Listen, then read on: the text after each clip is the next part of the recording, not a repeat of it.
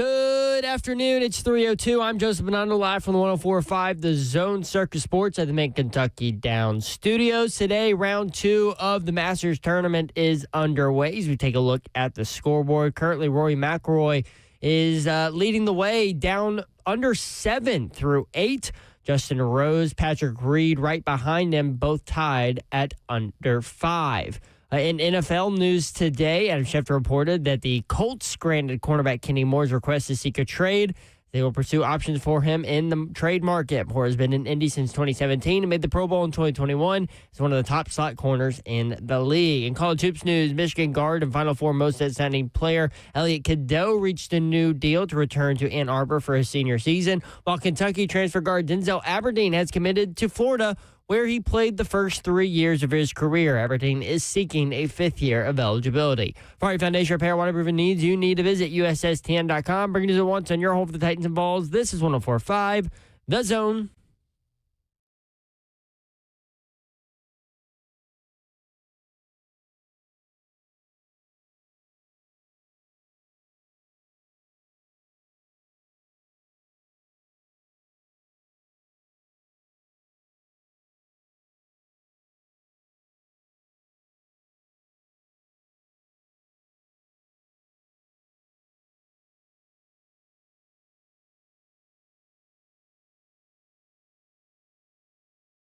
Fake it till you make it, baby. We start the show with Fake It Till You Make It. Fake it till you make it. 3HL 104.5 The Zone. Britt Doherty with you on a beautiful day in the Music City. Hope you're having a great Friday. The weekend is here, y'all.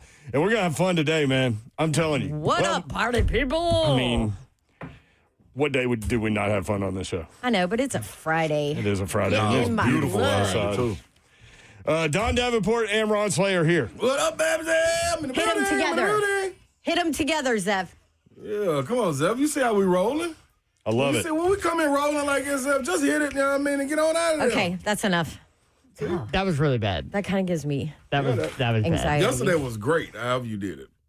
Yeah, that one was anxiety. Today was, That was almost as bad as the Buck Rising promo where they're all speaking at the same time. Can we end that, please? that is horrific. Can we please get rid of that That might be the promo? worst promo. No, it was one that was worse than that. There was? Yeah, I'm trying to think. Was it the one where we were making fun of you? We always were making fun of me. Y'all must have did that when I was gone for a long time. Maybe. What are you doing over there? Oh my gosh, I have so many bags. I feel like I just did a workout carrying all my bags up. I got another event tonight, and so I needed all the things. This young lady. You're going to warm up the analog room at the Hutton Hotel tonight. I am. In advance of the install with Greg Cosell and Buck Rising May 1st, Friday, May 1st. I am on it. Yeah, I'll let you know how that goes. Listen, man. I can't be at the event because I'm working beach volleyball. It happens every year they do it, and it breaks my heart. You would love it. It's amazing. Know, Oh my and God, Cosell is awesome. No, he's always great. What But that event, What you got a bunch of ones for? You headed somewhere after here? I would love to be, but we don't have anywhere to head after this in Nashville, Tennessee. Isn't that wild? That's stupid. Go raise money for the PTO if you want. That's a much different experience than That what is we're a talking about. very different experience. Absolutely it is. You do have 110 just in case. Yeah, just in case. You know what though? I got I always during these times, especially rolling into the summer, daily my mind does a lot of weird things. Mm-hmm. Today, I want to give a shout out question. Shout out questions presented by, I have no idea. I don't know. Maybe The utility truck out your there. mama's sister now. The NES truck on Division Street. Hey, first of all though, give them a real shout out. Yeah? So shout outs presented by your mama now. Yeah. This is a real one. I forgot his name though, man. My little dog that was out there, man, this morning said I listen to 3HL every day. They was out there, the morning crew doing the pavement, getting it laid out there before the sun came out, beating them down. Mm-hmm. I want to say he said his name was Eric. Okay. So Eric with the crew from the morning. Shout out. Shout out, With dog. NES or just the No, road no, crew? no. The people that got the, you see how it's the blacktop out there on that parking lot? Yeah. They got that laid before NES came Were through. they laying pipe on Division? I don't know if it was pipe or pavement, but they was laying the P. Usually it's pipe and then pavement. They're laying Well, something. one of them, yeah, bingo. What Babs So said. shout out to possibly Eric, but if that's not your name, Slay apologizes. But you know I rock with you because I gave him a fist pound. Yeah. Now, the other shout out, what you got, Babson? I was going to, can we do this shout out real quick? Because he's got to go coach. Oh, yeah. Bubba and Dixon. Bub! Bubba. What's what Bubba you doing? do? I The don't know, but- handyman for Reagan and Allie. Yes. Our little nieces, the show's first nieces. So Bubba's in Dixon. He's on line 1 right now. Yes. You want him? Yes. Yeah. So he has a softball game that he's about to go coach because he coaches middle school girls softball. But Bubba, we want to give you a shout out because what team just started that you just started in middle school? Yes, so we have started the first middle school girls flag football team at Fairview Middle for Williamson County. How about that? I love it. Do the girls love it? They absolutely love it. It is you ought to see it. It's the smiles on their faces, and they're out there competing. Like it's something to see in this growing sport, and it's just amazing. All right, how they've adapted to it. What's your record, Bubba? 7-0 right now. Boom! Oh, yeah. I know this ain't got nothing to do with coaching. It's all the girls. No question about it. It's all the girls. It's all the girls. I mean, I think they've done great picking up the offense. I mean, 250 points scored Jeez. roughly, and about let 39 score. So yeah, they're doing pretty good. Dang. That's what I'm talking Well, about. I know you have to coach, but I was like, you have to call in because that's awesome. And I'm not sure that people realize how much this sport is growing. Girls flag football, it's like sanctioned in Tennessee now. We've got high school state championships, and it's a lot of fun. Yep. I love it, Bubba. No, Congrats. it really is, and I'm glad we get to share some of the spotlight, for these girls to try to make it grow, because our ultimate goal is to hopefully get it recognized in the middle school as well. Let these girls start playing for state championships in middle school, but just giving them another option, because besides basketball and softball and stuff, they're giving out scholarships now out of flag football. So yeah, it's a great opportunity for them. I love it. No question. Well, congrats. Good luck on your softball game tonight. Give my girls some love, Bubba. Good work for the girls. Yeah, it's fun. Have girls, they said. Dominate You got Bubba. some fireballs Yeah, too. Exactly. Try and catch a nap sometime. Exactly. All right, guys. Thanks, Bubba. How about that? Yeah, Man. I just thought that was so cool. There, It was. I think it was it Channel 4? I think it was WSMV that One did a of 'em, story on yeah. it, one of the local stations, and I was like, Bubba and Dixon, look Yep. at him. I thought there was little shades on. That's right. Need to be making that banana pudding and dropping it off to us, but that's neither here nor there. That's a Just different saying. conversation. Yeah, man. But this is this is my other on the other end of the shout out. This is how we come in segments. So y'all, if you fire line hot, phone line hot, Did you say if you got fire a shout line out, hot? fire line. Oh, I fire thought you line. said fire line too. I thought it Your was love just for Yeah, fire Phylon. line, my boy fire line, gone, fire man. line. Yeah, my boy gone on me, man. Your love for fire line Yeah, is to go and carried go over. to the draft, man. But I will say this. Shout out to all the ladies that go to church that are over 65-ish. Okay. And there's a reason for that, y'all. Why? There's a reason for that. Why are you cutting it off? Yeah, because it's a cutoff, because everybody can't roll like they roll. Now, I'm going to Okay. tell you why. It's three things, and it's depending on you how you rank them, but it's three things that the older church ladies always have. Older church lady. The elder statesmen church ladies in the church. Okay. Sometimes known as ushers, sometimes known as what's the choir, Yeah. sisters. They call them sisters sometimes. Sister Betty, you know what I mean? Sister Jardine, you know what I mean? All these people. Well, you know what they always got, y'all? What they always got, Slay? Candy. Candy, Babsy. I knew it. We have not talked about We this. ain't. I knew it, though. Older church ladies have They candy. always got candy. But guess what, though? They always only have 3 candies. And it's up to y'all to rank them today. From first to worst. Are Do they- you know what the 3 candies are, I was y'all? going to say, are they the same candies? They the, Yeah. Yeah? They all are hard candies. Jolly Rancher's one of them. No, Yorl. Peppermints. Boom. Oh, butterscotch. Boom. Butterscotch What's definitely the one of third them. one? Strawberry one. Cinnamon? No. Is it cinnamon? Oh, the cinnamon one.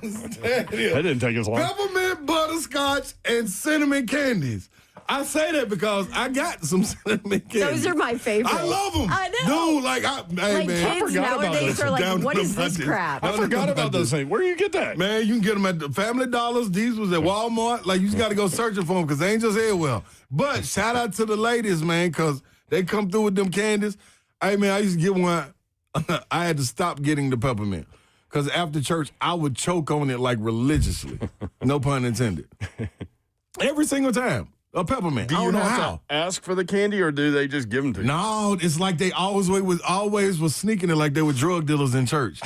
Like they knew the kids wasn't supposed to be having sugar, but they would come here, baby. Here you go, you one or two. Get one to your friend, you keep one. You know what I mean? Or if you did a good job in Sunday school. First of all, I was cold-blooded in Sunday school. Let me just say that.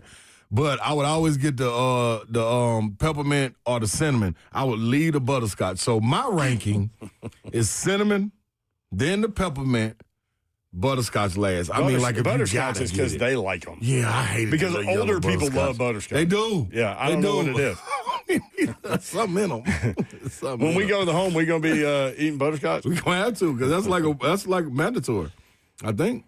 But that's what I would want to know, man. The people, if you had when you were going to church when you was little, it was really only when you were little because you never got them as a teenager. You only could get these candies as little kids. I think maybe the cutoff was like 9 or 10, probably. Seriously. Like, I never remember them when I was a teenager giving me candy at church. No, you graduate. Well, then you get them at school, and then it's now and later's. You know what? You know people, what, too, people though? like, give me a quarter. You got a quarter? Yeah. Give me the now and later. Yeah. pack? I'm going to tell you what. I'm going to know why the cutoff because when I got like teenagerish, 12-ish, 13-ish, Yeah. somewhere around there, it was like a 15-minute break between Sunday school and church to start, the service. Mm-hmm. So it was always a candy lady or a corner store that you could go on and sneak out, go hit the corner lady. I mean, not the corner. No. No. Not the corner lady. Did you just say you used to go hit the corner lady? Yeah, you go hit the corner store or the candy lady's house. And they used to always have, the candy lady right by our church used to have the 4 cookies in the sandwich bag for a quarter. Yes. You just go get them, and then you come back eating them. They used to be the ones with the holes in them. So you put the hole on your finger. And There's no way you could trust that now, could you? That's rough. Guess what, though? We trust DoorDash and stuff. That's true. Ain't that crazy? Not yesterday, we didn't. Nah, they were long. They were wrong. Low down. 5'9". Y'all low down. 5'9". Look for 5'9". Person 5'9" carrying your Chick-fil-A bag and cherry coat. That's what they told me on DoorDash when I called them. Everybody's 5'9". And why were they walking around out here? Everybody that Kim Caldwell's adding to the roster is 5'9". This is very true, too. But, yeah, man. Tell you, dog, them candy's real, man. Masters, Yes. round 2. Rory McIlroy in the lead, 7 under par, 2 shots clear of Justin Rose and Patrick Reed at 5 under.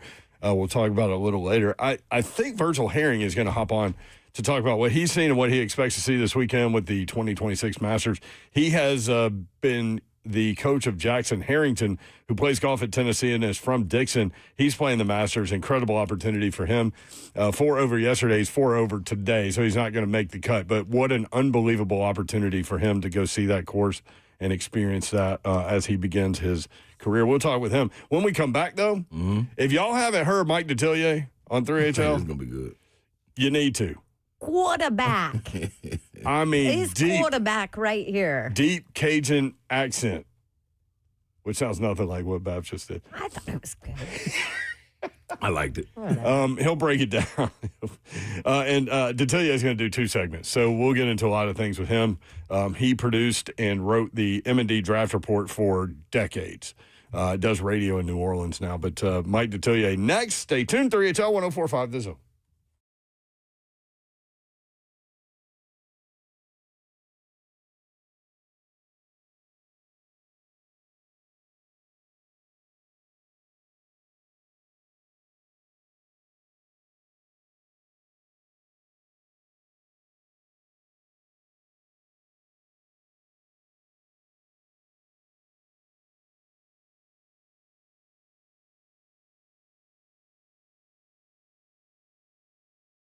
What's happening, y'all? Big Slay here. Growing up in Nashville area, you know what the love was. It was Shoney's. Everybody used to go there. Get them fish and chips. I loved it. Fish and chips with the fries. Sprinkle a little lemon on there. Also put a little lemon in your water if you couldn't get no lemonade. You make your own lemonade. Listen, I grew up on the Shoney's breakfast, lunch, and dinner. You probably did too. Shoney's all you care to eat fresh food bar. Very best value you can find for an always fresh and always delicious meal. They got the top-notch menu when it comes to Slim Jim sandwiches, all-American burgers, baked spaghetti. Of course, breakfast served all day long. I go with the French toast sticks. I'm telling you all my favorites. Now, don't forget about the strawberry pie, little whipped cream on the side of it, but the world-famous hot fudge cake, that's my favorite. Extra scoop of vanilla ice cream. They now have family meals to go, which feeds 4, 6, 8, or 12, enough for your next family or work get-together. In case Shoney's has got you covered, with comforting, family-friendly service, Southern hospitality with a twist. It's 4 locations: Clarksville, Dixon, Lebanon, and on Donaldson Pike in Nashville. It's Shoney's. Let's eat.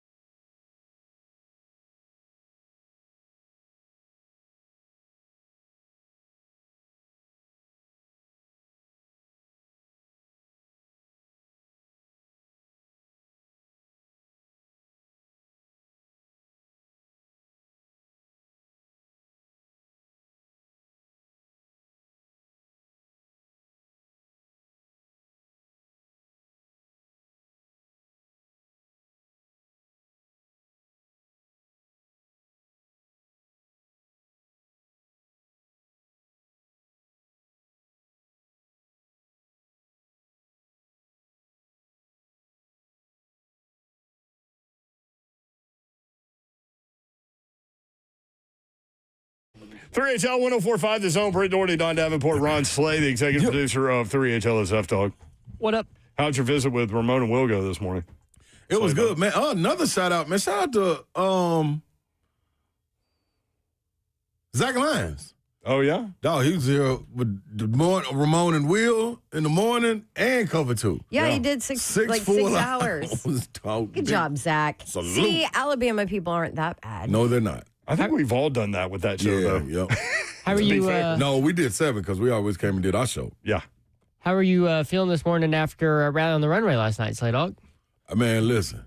That event. It's First amazing. of all, amazing. I just I didn't get to get toasty like I wanted to. So Why not? after I went to Monte Cristo. It's because you walked the runway. I was back there with the kids. All that time, I'm usually at the bar. Yeah, can't your be wobbling drinking with time your- was cut in half. Can't be wobbling with the kids. No. Then I'll be hollering and all that look crazy. And then you just out of control. So And bidding on things. yeah, I went to Monte Cristo after me and Bully had a great little time. They closed down on us. Left me and Bully sitting outside. I know. I love Bully and Blaine, too. This was their first year, and Yeah. I doped them into coming to the event, No, they walking loved the it. runway with the kids, and they were awesome. They were so good with the kids, too. You always, I Yep. mean, you're Yeah, I'm a in there. given. Yeah, but yeah. Shout out to Miller, Blaze too. Brown, too, golfer. That, yeah, came he and did walked it. the runway, Those too. kids are heroes, dude, and Yep. they love. Like, I would have never thought, okay, let's do this because the kids will love it. The kids love it. Yes. Walking the runway, and Yep. then y'all walk them to a certain point, and you do some fun things with them, and then they walk to the They edge show. of the runway, and Yeah. they start showing Yeah. out, and Yep. it's.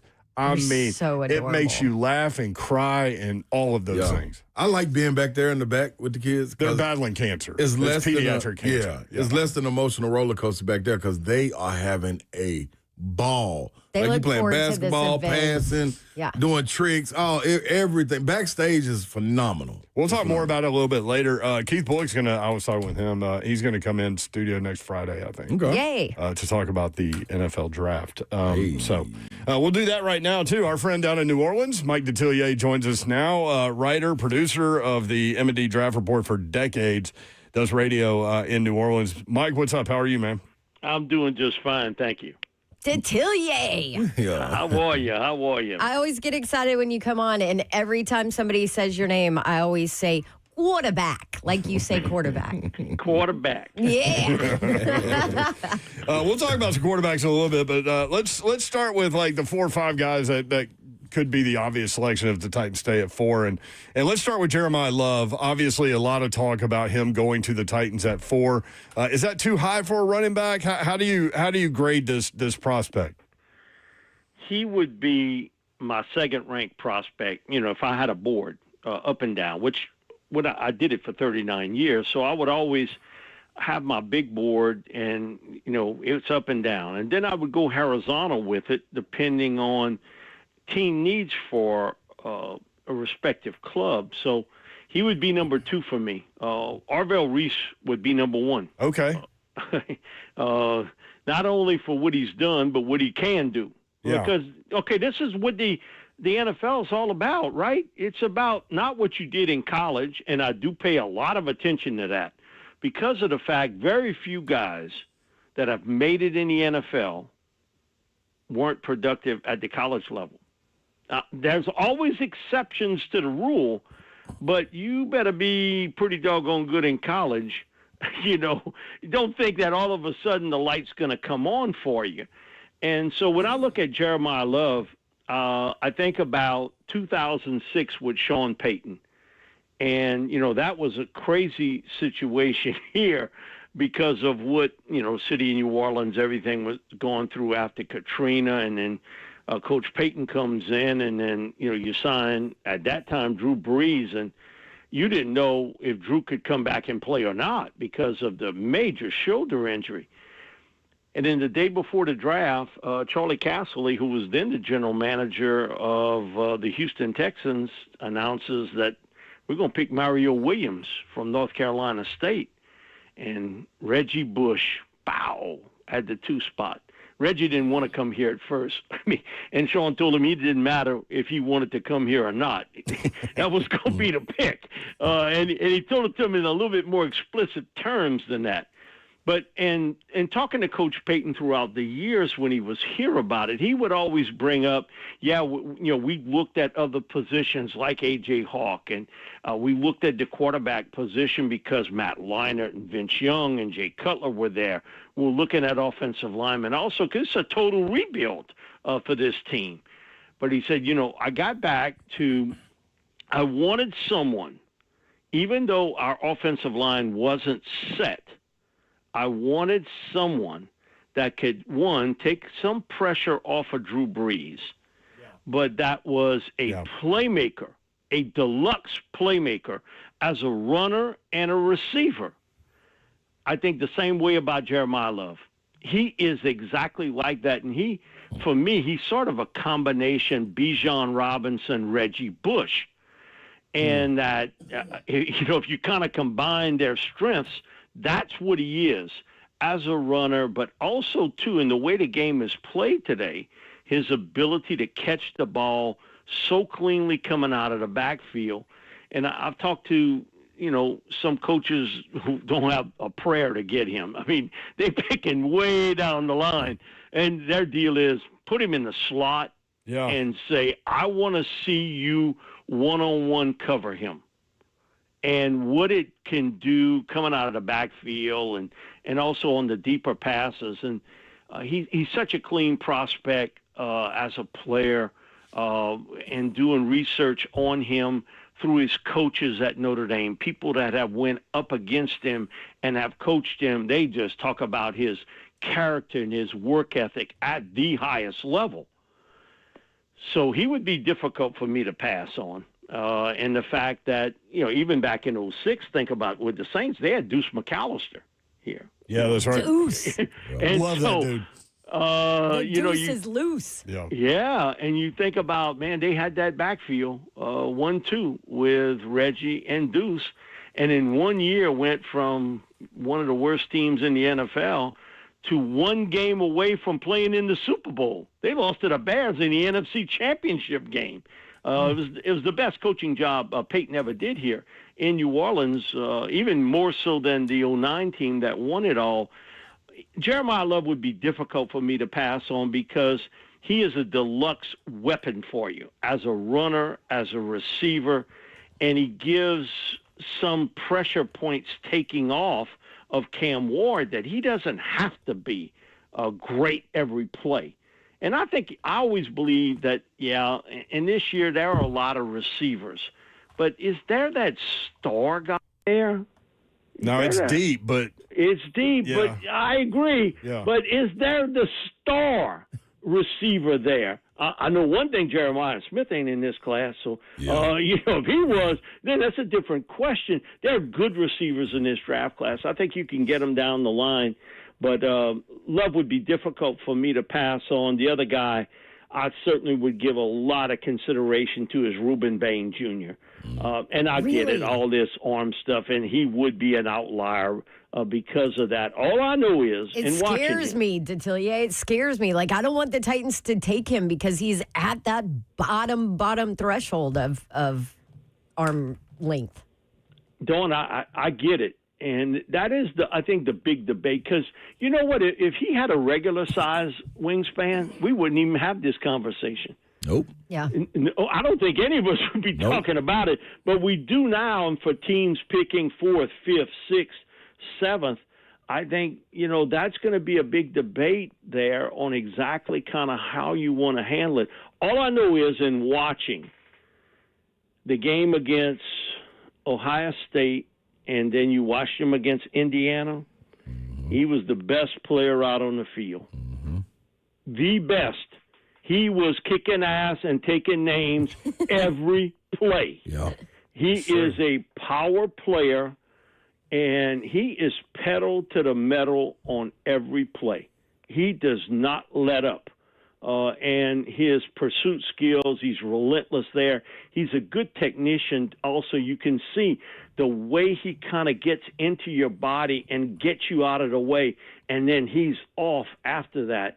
And he's got good closing speed to the quarterback. And so I'm a big fan of Reuben Bain Jr., and I knew Coach O had watched him a lot because he was living in South Florida, and his two sons coached at Miami of Florida, and he was like, Mike, the first time I took a look at him and saw his lack of length, I was like, okay, he got to play inside. He's got to be a tackle. And he said, I saw him line up, and I'm like, whoa. I'm not real sure about that. He can play, and he was just describing just his power skill set and how he can get off a blocker. And we kind of grew up in a different era, and I know people have used the Mike Tyson line, but Bebe was the first one to tell me it's like catching a Joe Frazier uppercut every play. He hits you, and he said, "Man, you hear it." And then he said, it's his skill set to run the field. He said a lot of big men, they'll win the battle, but they don't win the backside part of it.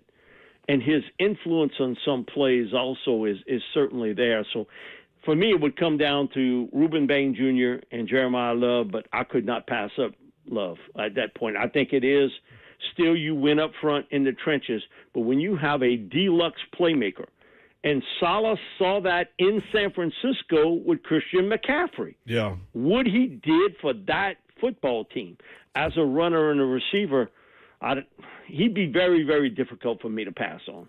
That's a good point right there. I like those last two. Let's go back real quick, Detillier, to the Reuben Bain situation. Why, or is this just draft-wise, do we get away from turning on the tape?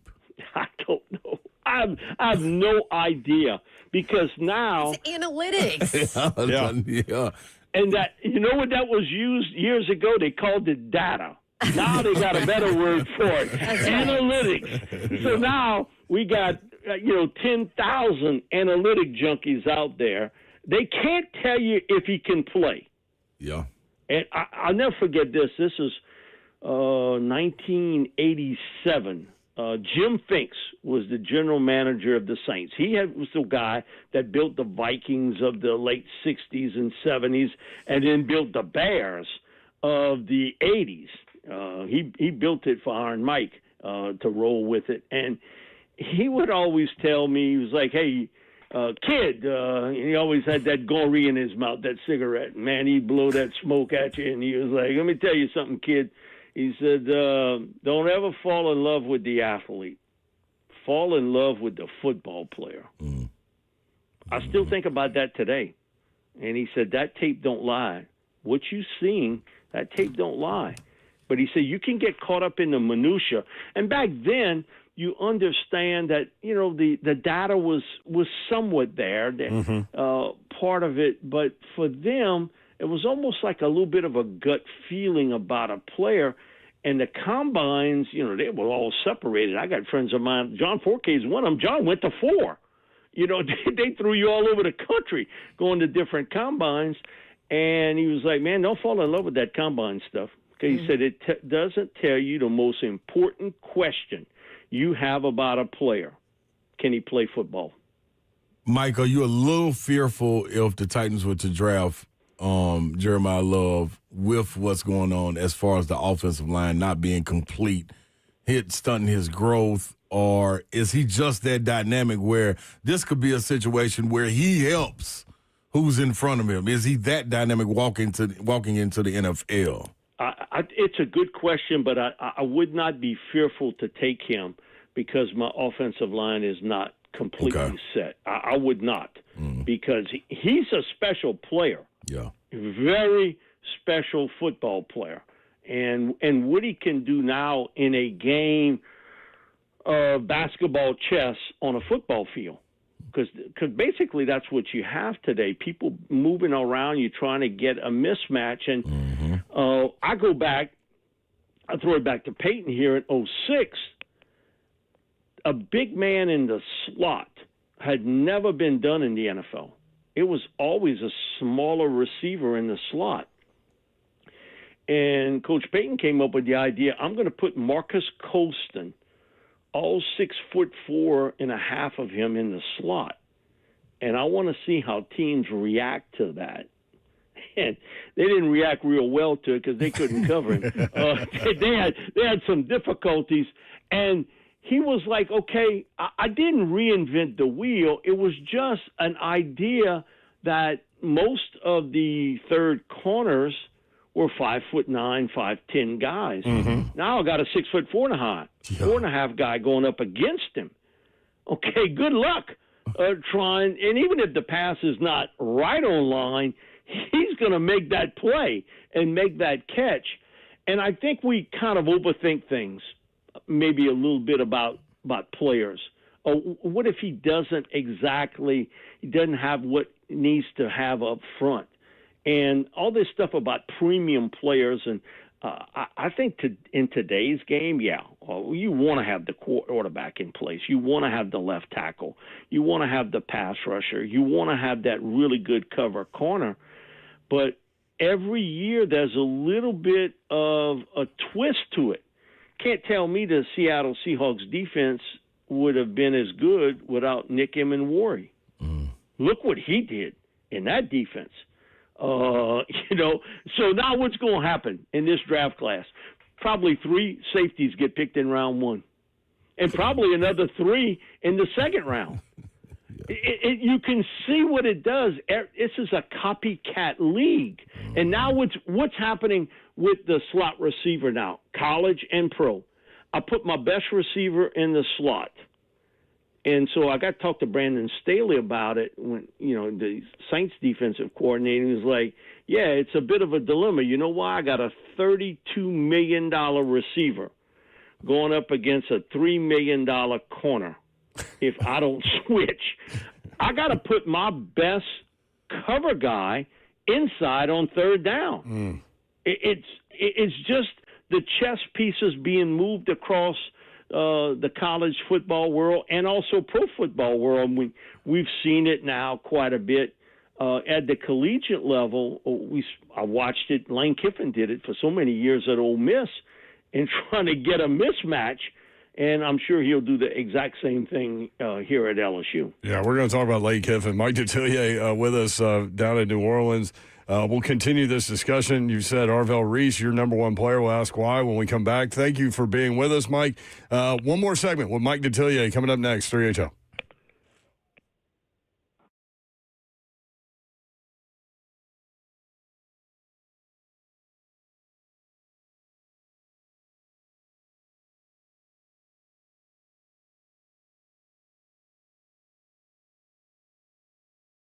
Want to tell you about Pella Windows and Doors of Nashville. If you are in need of replacement windows and doors, this is the place you need to go. You hear me talk about it all the time. They are the best. That's why I talk about it all the time.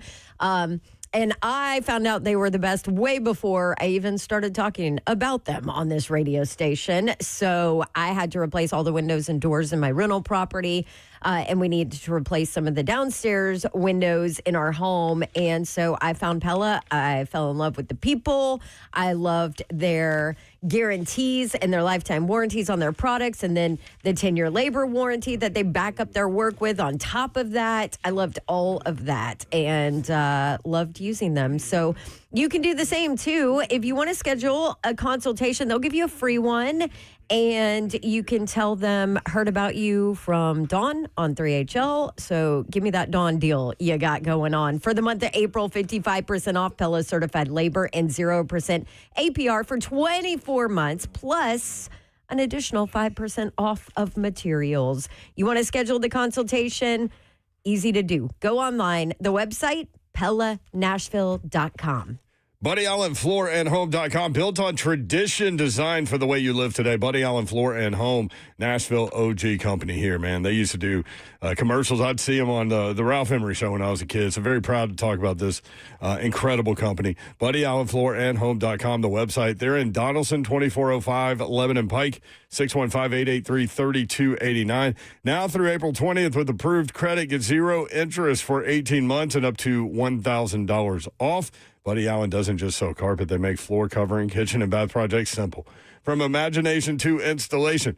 From hardwood, carpet, tile, and more to stunning kitchen and bathroom remodels that fit your style and budget. Pick your cabinetry, countertops, plumbing fixtures, shower doors, bathtubs, hardware, lighting, flooring, all in one spot. And that sounds like a lot. Don't worry about it. Their design experts walk you through every step, measurements, materials, and professional installation. So there are no surprises, just beautiful results the Buddy Allen way. 2405 11 and Pike and Donaldson, 615-883-3289. Built on tradition, designed for the way you live today. BuddyAllenFloorandHome.com.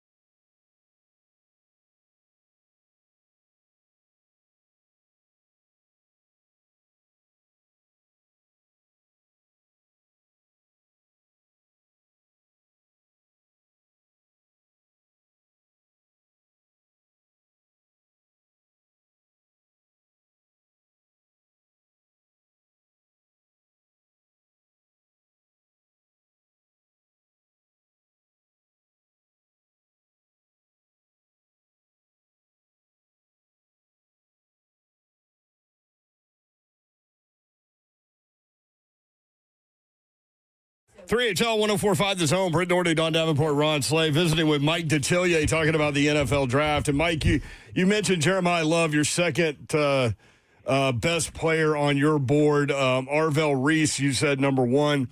I feel like there's a gap in the floor and the ceiling, but that the ceiling is really high. Yeah, I got told this about a friend of mine that coached with the Buckeyes, and he told me during the summer drills, he was like, Mike, he is unblockable.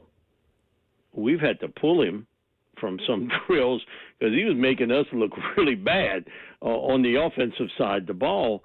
And he had been sort of a part-time player in 2024.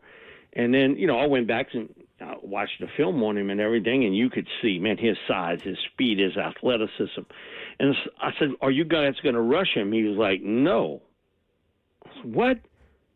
You're not going to rush him off the edge? He was like, Mike, don't get in no discussion with me. I'm just telling you, he's going to play the off-ball linebacker. Now, he said, every once in a while, we're going to rush him, but he's off-ball linebacker. So okay.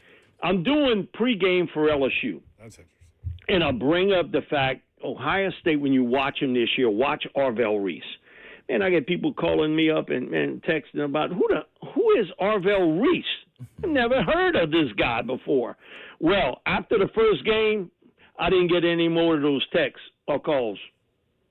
They saw just what type of impact he was, and he's just scratched the surface of what he can do. And again, similar to Sonny Styles, he is an off-ball linebacker. We, in that type of draft this year where, you don't have a ton of quarterbacks that can be picked early, this isn't a great receiving core at the upper top. One running back, basically in round one. Is there that standout left tackle this year?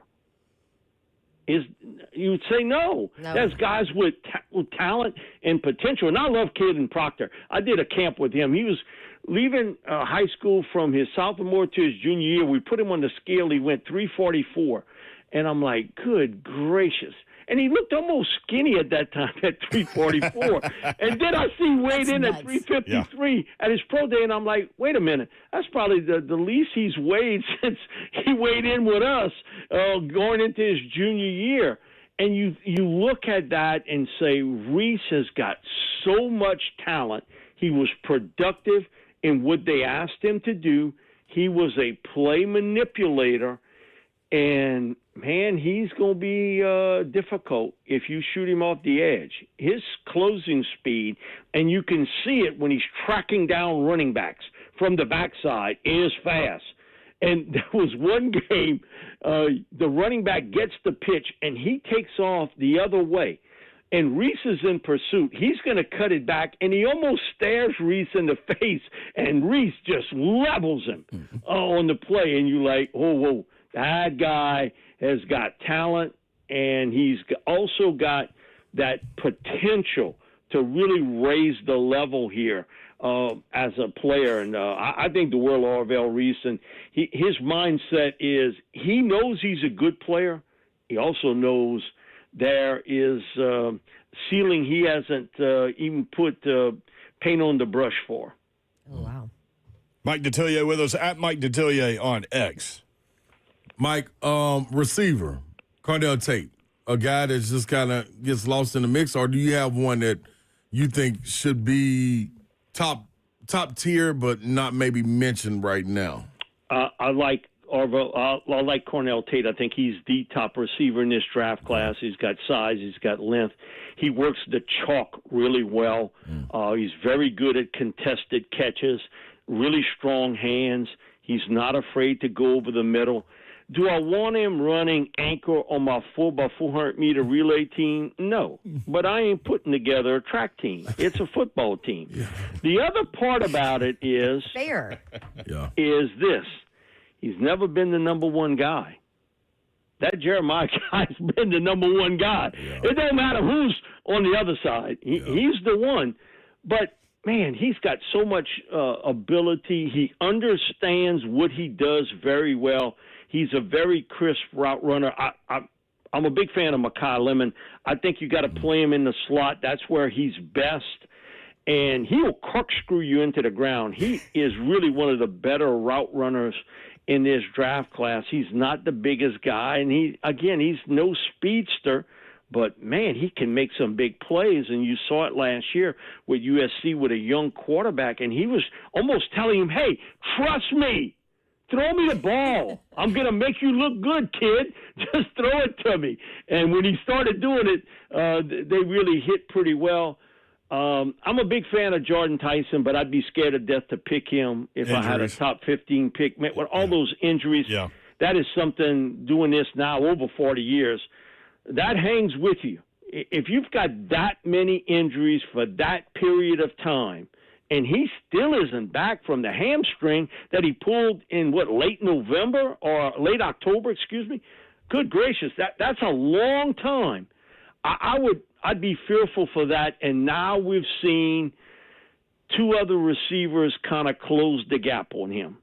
And one guy I really like, I wish he'd catch the ball better, Casey Concepcion from Texas A&M. And I watched him so much at North Carolina State before he transferred. And, man, he's lightning quick. He's really good into and out of a cut and a break, catches the ball well. But some of the easy throws, you can tell he wants to run with it before he catch it. My thing is catch it. Just catch it. Don't worry about running with it afterwards.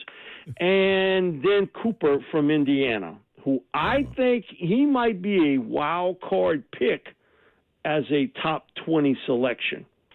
He's a thickly built guy who can catch the ball, runs with it really well after the catch, and he's gotten much, much better as a route runner. I felt, now they're going to make me do it over the weekend. The station, we got to ask you to do a mock draft. Okay, I'll do it. But he's going to be in my top 20. The other guy I've got ranked probably higher than most people is Chris Johnson, the cornerback from San Diego State. Mm-hmm. He is a really good cover cornerback. Had he played at an LSU or Tennessee or Alabama, wouldn't be no question he'd be the number 3 guy, because now with McCoy coming back from the knee injury, he's going to be the 2 guy, and that Mansour Delane was pretty doggone good at LSU. And think about it. When's the last time the SEC has not had a top 10 pick in the draft? Mansour Delane might be the guy to bail the SEC out. Wow, I didn't think about that. I did not even think about that. 2006 was the last time the SEC went without having a first-round pick in the top 10. Let's go, Mansour. Wow. Hey, well, what's he ran? I knew he was fast. Because, people at LSU was, man, what's all this talk about? You don't have no speed. I was like, I don't know. Maybe they're watching something I'm not watching. And then he runs that 4.38 at the pro day and everything, and it's all good. And now his brother's transferred to LSU. He's safety. He played his freshman year at Ohio State, so he's playing safety now at LSU. But Mansour Delane, I think, will be the one guy from the SEC to go in the top 10, and it goes to show you, and we in the heart of all this. Big Ten has caught up. Wow! Oh, they have caught up. No, they have. Yeah, I'm married to one. I hear it all the time. Hey, let's talk about LSU. Gonna get back on the map. What's it been like with Lane Kiffin there now?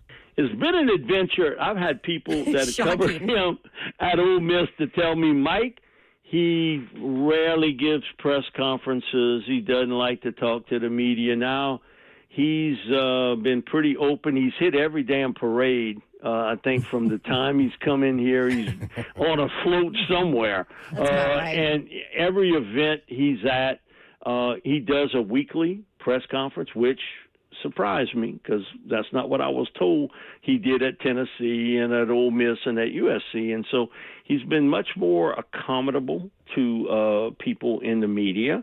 Again, typical Lane. He gives you a little bit and a little bit here and there. He has praised 3 guys in particular, Trades Green, the tight end. Well, I would too. He's 6'7", and not just using him in the red zone, but everywhere else. Ty Benefield, transfer safety from Boise State, who he has went on and on and on about. And then Jordan Siegel, the left tackle from University of Colorado, that has transferred in. But one thing I don't think he's too happy about, and he did it in Lane Kiffin fashion. He was like, yeah, our guys are getting in better shape every day, but our defense is kind of lagging behind, and we don't want them struggling. It's Lane's telling you, hey, these guys ain't in great shape. And my big men better be in great shape. And I'm not just talking about offensive guys because of the pace. My defensive guys, because you know what? One day you're gonna be in that same situation. And so that's the one thing I take out of this. And man, they've spent a ton of money, and so ain't no rebuild. Put it to you that way. They want him to win, and adding that 9th game, man, that's going to be tough for any team in the SEC to get through. I understand it because of the money and television, everything else, but SEC schedule is brutal enough. Now you got to play a 9th game, and LSU plays back-to-back, Alabama, Texas, to end the season. Oh, that's brutal. Woo. Mike Detillier with us, at Mike Detillier. And, Mike, we didn't talk about this, but we've got questions from people watching on Zone TV. Please say no if you need to go, but can you do like 10 more minutes? Yeah, I can go. I can go 10 more. All right, I'm supposed to be babysitting grandkids, and they're good right now, so I'm good. I love it. All right, specifically, guys asking about Boston, Brazel, Stowers, and Pavia to let you know. We'll do that when we come back. Mike Detillier, more. Bonus time. 3HL 1045 The Zone.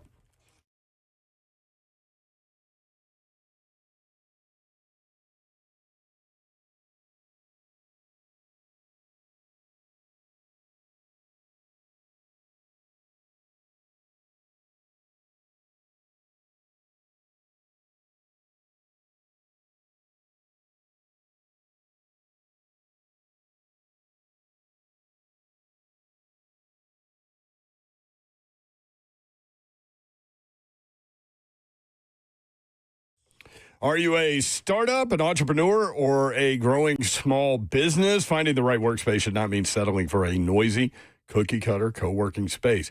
Your business deserves better. Do it the right way. eSpaces.com. Welcome to eSpaces. They are not just another shared desk. They are your premier professional office solution. Whether you're a solo entrepreneur or a team of 20, they're dedicated to helping you find the perfect fit for your business to thrive. But what truly sets them apart? eSpaces is proudly locally owned and operated. Visit eSpaces.com to book your tour today. That's eSpaces.com. Redefining co-working with exceptional offices for every business. Private offices, team suites, meeting rooms that are fully equipped, 24/7 access with flexible terms, beautiful professional spaces that are move-in ready. Want to check them out? You can. eSpaces.com. Tours available now. Reserve your space early. 15 Middle Tennessee locations. You can find them all online. eSpaces.com. Again, that's eSpaces.com. Want to tell you about Two Rivers Ford because you guys know it happens all the time. You buy like a game day ticket, or the absolute worst is a hotel room, and then you go to checkout and there's 8 million different add-ons and fees that totally change the price that you didn't expect. Well, same thing happens at car dealerships, but it does not happen at Two Rivers Ford out in Mount Juliet. You see one price online, and that is the price you get at the dealership. No added accessories, no added service plans. Two Rivers Ford, the price you see online is the price you pay. Everything's transparent, everything up front. There's no bait and switch, no funny business going on with Two Rivers Ford. Just honest pricing from a family-owned dealership. Been here in our area for decades, over 40 years. And there's a reason Two Rivers Ford has been Middle Tennessee's award-winning Ford dealer for that long. Because they're local, they're honest, and they're real. Two Rivers Ford, the South's most trusted Ford dealer.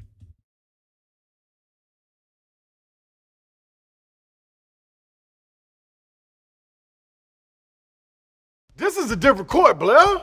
Same result, Slay. Oh, okay, Blair. See, that's Tyler Tanner. See, Tyler Tanner's in the house now. Let's see what you got. Jury's out, Blair. Blair, come on. Okay, Blair, just come sit down. Come on, Blair. Blair, stop. You're going to get hurt. Blair, get off the court. That's enough. What's the verdict, Blair? The courtroom is where I play ball. Boy, Durham, injury law. And that ain't got no roof.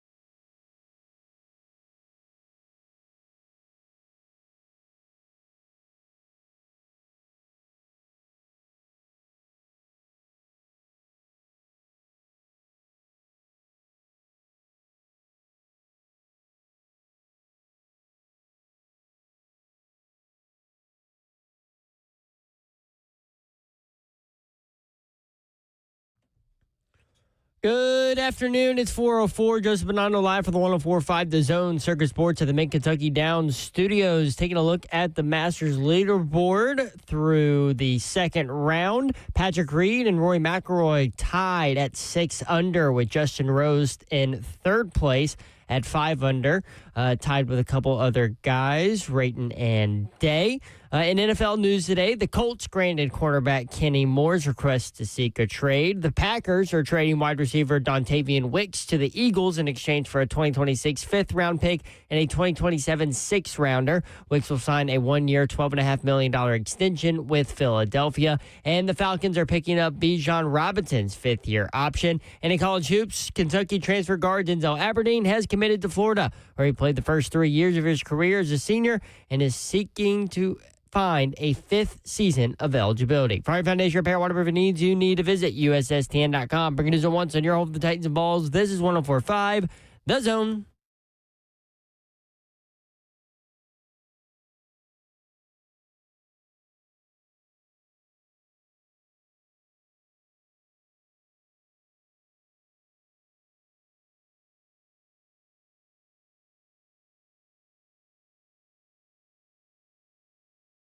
Three Town 104.5 The Zone. Britt Doherty, Don Davenport, Ron Slay visiting with Mike Detillier, talking about the NFL draft.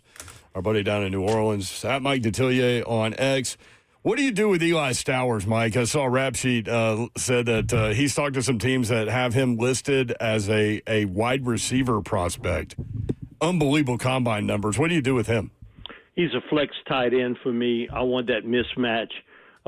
Great size, former quarterback in high school, and then he had the arm injury. But, man, he's outstanding eye-hand coordination, can catch the football. Once he catches it, he's a real weapon.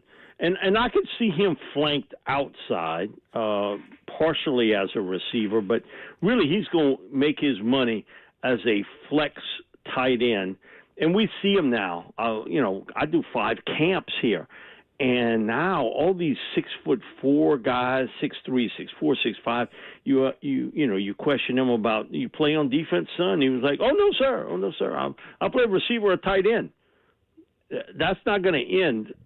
So he's going to play tight end. He will be a pick somewhere in round 2. There you go. All right, while we're with Vanderbilt, Diego Pavia, does he get drafted? Yes, he does. I think he's a late-round pick. You have to have a little bit of a vision how you're going to use him. He's not a conventional guy, but he's real streaky as a passer. We've all seen it. But once he gets hot, then you got some issues. But he does things impromptu. I think he'd be a really good number 2 quarterback in the NFL. And that if you needed a spark for something or your quarterback went down, he could handle that. Got a tremendous amount of self-confidence. I think the one thing with a coach with him on mechanics is he will have to learn how to set his feet better on a throw. He's throwing a lot of this either off his tippy toes or off his heels.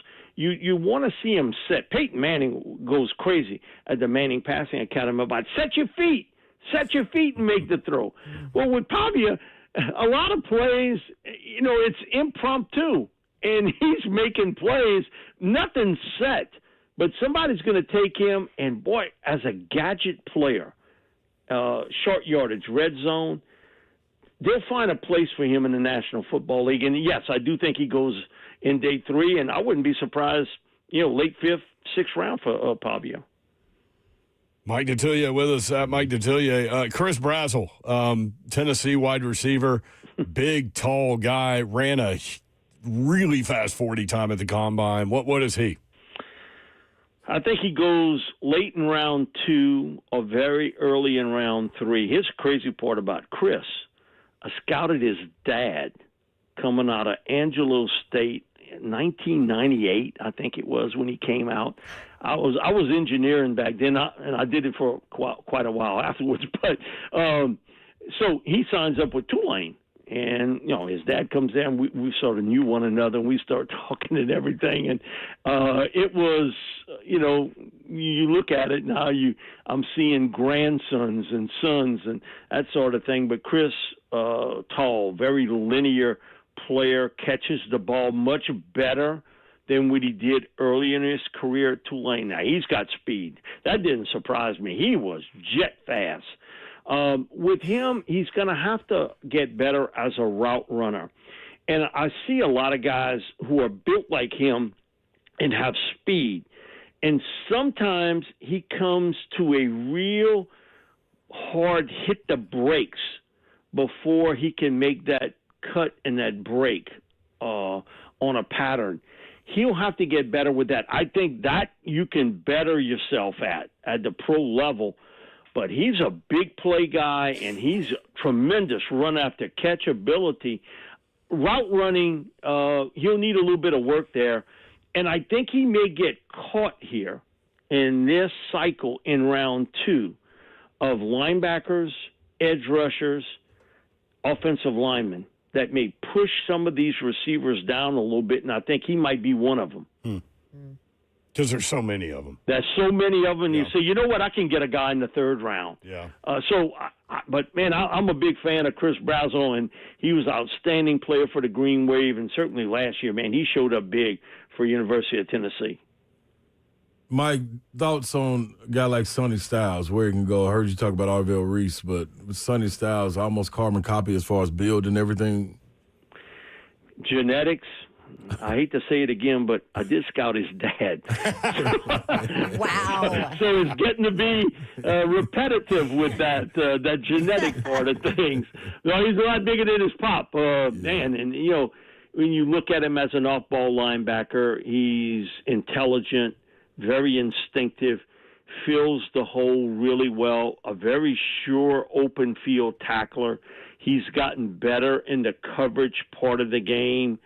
He's never been used as, really, I say never, rarely used as a pass rusher inside. Ohio State didn't need it, to be honest.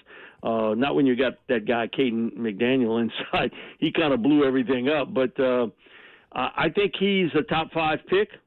Don't be surprised it's the Giants. I think that would be a good fit for him, where you would need somebody to kind of anchor your defense. And his intelligence level is through the roof. I mean, he knows this game at a very, very high level, but athletically, there's nothing he can't do out on that football field. My thing is, how the hell Ohio State didn't win the national championship? And we didn't even talk about Caleb Downs. That's the other guy.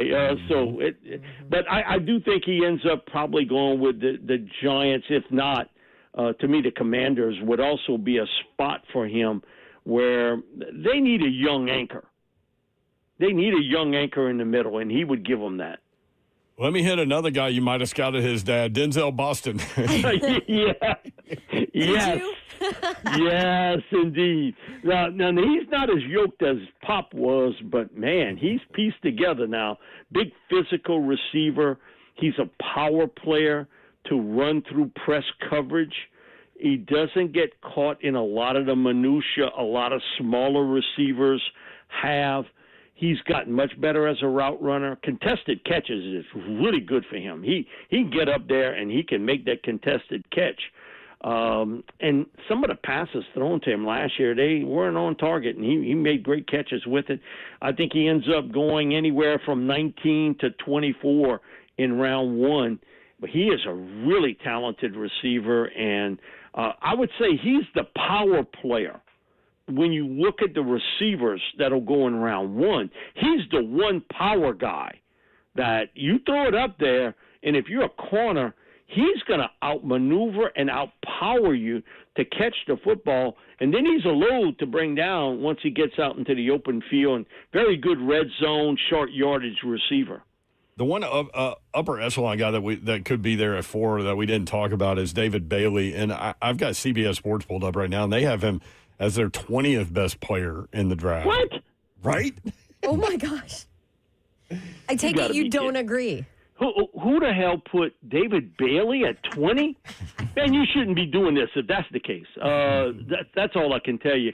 He was the most dominant edge rusher in college football last year. When you watched him play, you saw those tackles, and they were in reverse real quick. And he was catching chips from a running back or a tight end. And he has developed from his Stanford days to Texas Tech a series of moves and counter moves that are really impressive.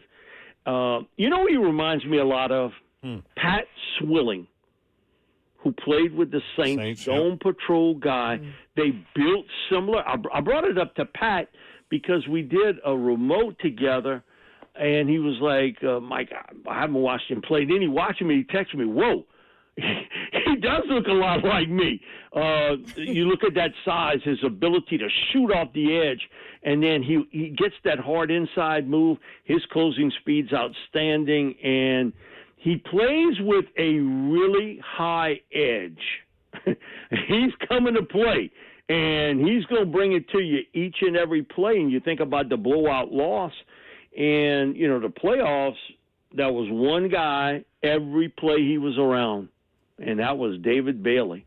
So if it goes Reese-Bailey or Bailey-Reese, nothing would surprise me there. It would not shock me that Dallas, with a multitude of picks, 12 and the 20. Cardinals are always willing to deal, always, that if Reese goes at 2, where I think he will, and Bailey's there at 3, they'll have a lot of calls, but the Cowboys may be one of them to try to get him.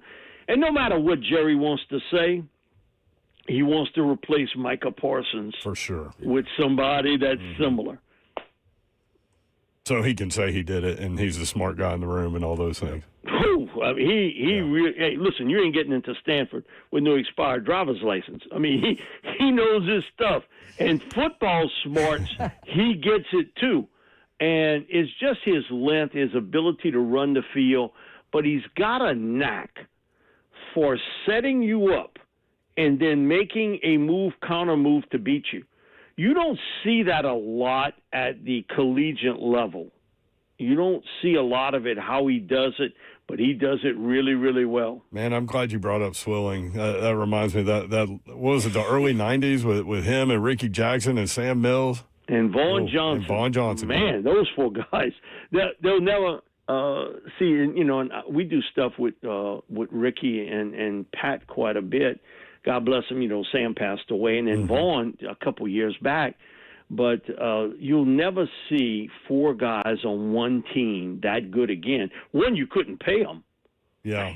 You know, that's the other part. And Finks didn't want to pay Swilling, so he dealt him off to Detroit, and he thought Ronaldo Turnbull would be that guy. Not quite the case. But man, that unit, it's the best foursome that's ever been at linebacker in the National Football League, and you're not going to see it again because you couldn't afford to pay all 4 guys. And, man, Sam, I used to tease him. He would do second guess all the time. We were doing it at Cuco's, a little Mexican restaurant, and they would always send him after a loss. And I would say, Sam, why don't they send you after a win? And he was like, he'd always call me and say, Coach, I don't know. But I guess he said, I'm the diplomat of the bunch. And he was. But you talk about a coach out on the field, and Jim Mora, who's coached some really good players, including Peyton Manning and Marshall Falk, made the comment many times to Bobby and I, he's the best football player I've ever coached in my life. All of 5'8.5", Yeah. all of 228 pounds, but that dude could play. The field mouse was something special. When we talked today, I was like, hey, Mike, can you come on today? And he's like, yeah, I'm off from radio. Little did you know you weren't off from radio. Yeah, well, I'm never really off, so to speak. Yeah, it becomes one of those things. So, yeah, no problem at all. Always my pleasure to be on with We you. love it. How are the grandkids? Yeah, they good. I got one who's going to be 12 real soon. The other one's going to be 6. She's my little Shaquille O'Neal. She's in gymnastics. And, you know, you go to gymnastics meets and all these championship stuff, and all these little young girls, they all look like they from the same mom. They all the same size and all. And then, I got my granddaughter, and she doesn't take that after me. Her dad's 6'7", so she takes after him, and she towers when she gets on that balance beam. She's really talented doing that. I don't know how much longer that'll go because of her height, but I go stay. I cannot be with the other family members. I got to go watch her, because it's out of your control. And I go sit by myself, and I'll let them talk about whatever they want to talk about. But she knows where I'm at. She'll always spot me, and I'll go stand up or I'll go sit down by myself. Well, I don't sit down by myself too long, but it's one of those deals. I got to be away from them because they drive me nuts with things, and I don't want to be hollering at I don't want nobody to hear me. So I'm by myself. I'm just there for encouragement. Yeah. What do they call you? Pops. Pops. That's a good one. What's your boy Ed O doing? And he just came back. I want to get him on. Hey, T-Boy, I can't do it. I'm in Syracuse. He went work with linemen. It was a lineman's camp at University of Syracuse. Ed coached there for a couple years. Oh, I didn't know that. Paul Pasqualoni, he coached under Coach Paul, and Coach Paul came to our Louisiana line camp last year. Great guy, man. He got some Ed Orgeron stories. He sent to New York City. Oh, Lord. Now, Ed had never been to New York City in his life. Somebody should have videoed that entire thing. Please. Documentary. Man. And so, hey, T-Boy, it's too cold for me in New York. But I don't mind going in March or April because it's not quite as cold. But he went over there for a week, and him and Dwight Freeney were teaching defensive line drills and stuff to players and coaches. That is unreal. Hey, Mike, we really appreciate you, man. Thanks for the extended Thanks so much. Appreciate you guys. Have Y'all fun take with care. those grandbabies. Later. We'll do it. All right, Mike Detillia. At Mike Detillia on X. How great is that dude? Dude, you know what? He's so good. Put it in terms where you can understand it, too. When we said he's coming on today, Don immediately texted the group, what a bag. What a bag. 3HL. Jael said, this guy has common sense. Yeah, he does. When we come back, 3HL official mock draft, thanks to A to Z Sports Draft Simulator. We'll do it, and we'll go through it live next. 3HL 1045. We'll do it live.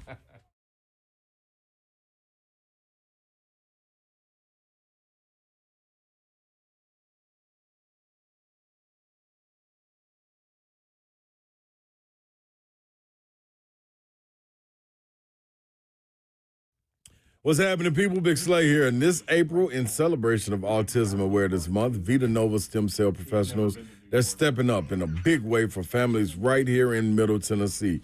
What they're offering is 20% off all stem cell and exosome therapies for autism candidates throughout the entire month of April. Leading the charge is the local expert, Dr. Mehta, the board-certified regenerative medicine specialist with years of experience treating neurological disorders using advanced stem cell and exosome therapies. Dr. Mehta and the team at Vita Nova are dedicated to helping support families with real regenerative options. If you're exploring new possibilities for your loved ones, now's the time to call Vita Nova at 615-8005. Now, 615-801-8005 today, or visit VitaNovaTN.com for details. That's 20% off all month long, so jump on it. 615-801-8005.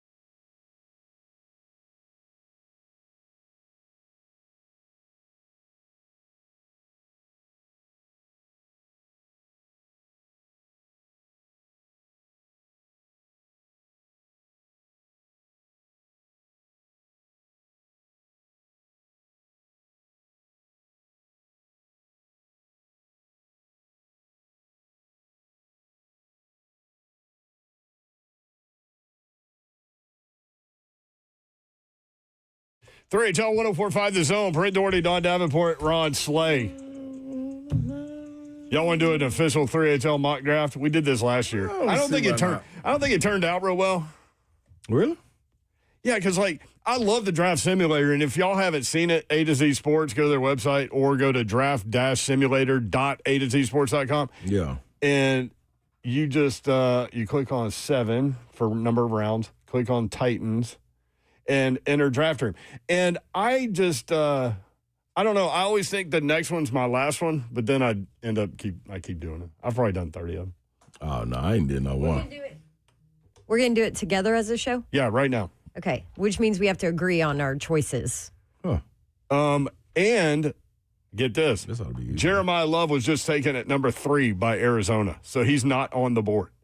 So Arvell Reese, Francis Malgoa, Sonny Styles, Ruben Bain Jr., Carnell Tate. Can we trade? Where are we going? Do we have any trade options? We're not trading. We're not Zeph trading, wanna do going Zeph. It's straight going to up. get, it'll wanna get just trade, crazy. trade, now, trade, you can dog. trade, but we're not going to. We're going gonna straight up. straight up. Arvell Okay. Reese, Malagoa, the offensive tackle from Miami, and I'm butchering his name. Sonny Styles, Ruben Bain Jr., Carnell Tate. Which way are we going? Wait, who do you want, Slay? Ruben Bain. Nope. I'm Carnell Tate. Nope. I want an offensive guy. No. Who Neither do you one. want? Sonny Styles? Yes. I'm Sonny Styles. There's 2 votes, Sonny Styles. Slay You lose. shakes his head. Immediately, I just told you no, Slay. I know. That I didn't need how am I involved in? Somebody else, if let's say you said another name. Say another name. Who's second for you? Sonny Styles. Okay. Perfect. Now we But agree. it's not. That's not The first. problem that we're going to have is if we have 4 different guys, and then somebody's got to And break the then tiebreaker. we go to the chat. Look, the chat said Styles. This chat will say anything. All right, pick number 35, second round, Tennessee Who Titans. do you want? Nope. On the clock. Here is who is available. All right. Caden Proctor, Alabama. I saw a piece today that said he should be a top 5 pick. Yeah. Did you read the quote from the AFC executive? He can be good if he wants to be. That's dangerous. I ain't Yeah. listening to nobody. Don't put no name on That feels like it. something Never, that somebody ever would say again. about Isaiah Wilson. I'm never listening to anybody that don't put a name on it. Anonymous AFC CEOs and all this people. Nope. That's where Hitman's been forever. I'm with him on Yeah. that, man. Dog, go ahead on. Go ahead on. Hitman's adamant about it. Yes, he is. I You're forgot not about gonna that put too. your name on it, you're out. So the Titans picking number 35. Caden Proctor ranked number 27 on this list. TJ Parker, edge rusher, Clemson. R. Mason Thomas, edge rusher, Oklahoma. Crazy. He done slipped. Who do you want? He knocked the hell out of Tennessee. R. Mason, yeah. What- R. what- Mason Thomas or who? Or TJ Parker, probably. What wide receivers are still there? We go offense. Chris Bell, Louisville. Ooh, that's way too high for him. Yeah, he's ranked Because of injuries? 41. Like what? Yeah, if his ACL wasn't torn, he'd probably be a first round pick. I ain't tripping over ACL. What a line. I'm not either, but that's a hell of a line, though. The only thing I'm tripping off of is Achilles. Or Yeah. Achilles, that's what it was, not Because ACL. that's what led to the Achilles. He tore his Achilles? No. No, that's what I'm saying. Like, Tripping. Yeah. Oh, yeah, I ain't got no, yeah, I'm cool. So we going edge, TJ Parker or R. Mason Thomas? I mean, we're going to have to go What's edge the- at some point. Y'all wouldn't give me Bane. What's the chat saying?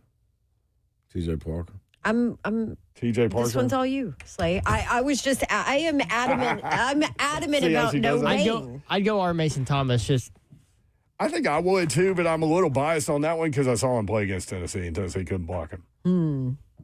Dog. Dog. Don't forget he had to sit out a game and came back and ended the game. Without even playing in the first half. So R. Mason Thomas here? Yep. Is that where we're going? I'm good with it. Mm-hmm. All right, so we've done edge rusher and we've done inside linebacker. Big There you go. Jeff would be very happy. we gotta go wide receiver in round 3. Yeah, what did Big Jeff say last night when you asked him? See, I couldn't even, that's the other thing. I didn't get to hear none of them interviews. Oh, 'cause you were backstage, Y'all, he cracks me up. He said I'm wrong every year. That's exactly what he said. He said so every year. So am I. Every year, this event falls a week or 2 weeks before the draft. And so every year on stage, I'm like, all right, Titans have this pick. Who do you want? And the last 2 years, he has been adamant about a defensive playmaker, right? And has named names. Sure is. And so this year on the stage, he was like, man, I'm wrong. You ask me every year. I'm wrong every year. So now my answer is going to be, I just want the best playmaker that's going to make our team better. I was like, there you go.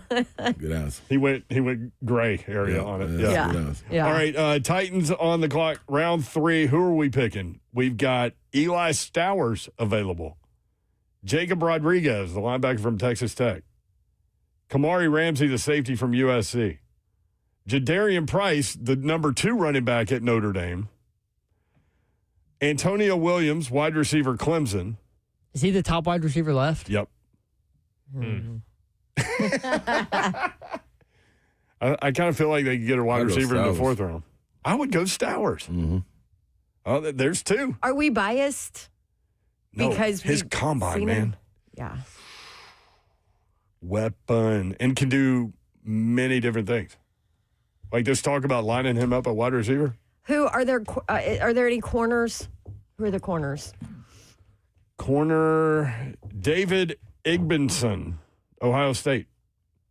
He's at 73. Again, this is pick 66. Devin Moore, Florida. He's a good pick if you can get him in the 4th. He's at 79. Keontae Scott from Miami. Will Lee, the 3rd. Willie's son. Texas A&M. If we're going to go defense, I like Jacob Rodriguez, the linebacker. And just Can't go defense, dude. That's 3 straight picks of defensive guys. right. And? Plus, you're running a 4-3, and he's an inside backer, and you just drafted Styles. Yeah. You're basically replaced Barton and Well, possibly I think Cedric Barton's Gray. going to replace himself. I don't know, or get replaced by somebody. Yeah. Again, you're going from a 3-4 where you have 2 inside linebackers to a 4-3 where you have 1. So, Stowers from me and Slay. Where are y'all? It really don't matter. I'm okay with Well, if it. they agree on, Yeah. then it's 2-2. Oh, yeah. Yeah, but we're not going to there- agree. Yeah, Zeph We're is not just agreeing. off Yeah. the diving board. All right, Stowers then. How about that? Stowers like it that. is. There's a weapon. I like that. I mean, you can do a lot of different things Well, with him, right? Right, and you've got You just heard Stowers and Detillier Hellman. talk Yep. about him. And you now are getting the ball out quick. I like that pick. Yep. Getting the ball I thought out we got quick. value there in the 3rd round because I think he's a 2nd-round guy. I like it. Headed to the 4th round, and the Titans are on the clock. On the board, Put it on the board. Yeah. Genesis Smith, which is a great name, from Arizona. He's a safety. Yeah. Running back Jonah Coleman, Washington. Inside offensive lineman Jake Slaughter from Florida. I would consider that because starting center right there. Or right guard. Do you want, I covered Genesis Smith. Do you want my notes on him? Yep. I love that you have notes on Genesis Smith. He is the CEO. They called him the CEO in that defense. Chief Energy Officer. Ah. Character, energy every day. Told me the reason was because he had no choice growing up. He had 4 brothers and a sister. He falls in the middle. So he basically was like, if I didn't bring the energy and I wasn't, loud and making my presence known, then I'd get lost in my family. Most competitive family ever. Play football, hoops, baseball in the yard, growing up, all that. So the background of him is super high energy, I like super that. vocal. He's that kid. I ain't mad. I ain't mad at that. CEO. CEO, Chief So- Energy Officer. That's who, Justice? That's Genesis. Genesis. Genesis Smith. Is it any Genesis Diamond. we got any edge or offensive lineman available? Jake Slaughter. Yeah, Jake Slaughter, 2-time All-American center with elite pass protection fundamentals, first-team All-SEC, hand placement drifts wide during snap to engage transition, run blocking needs development on perimeter, reliable starter early. Book him, Dano.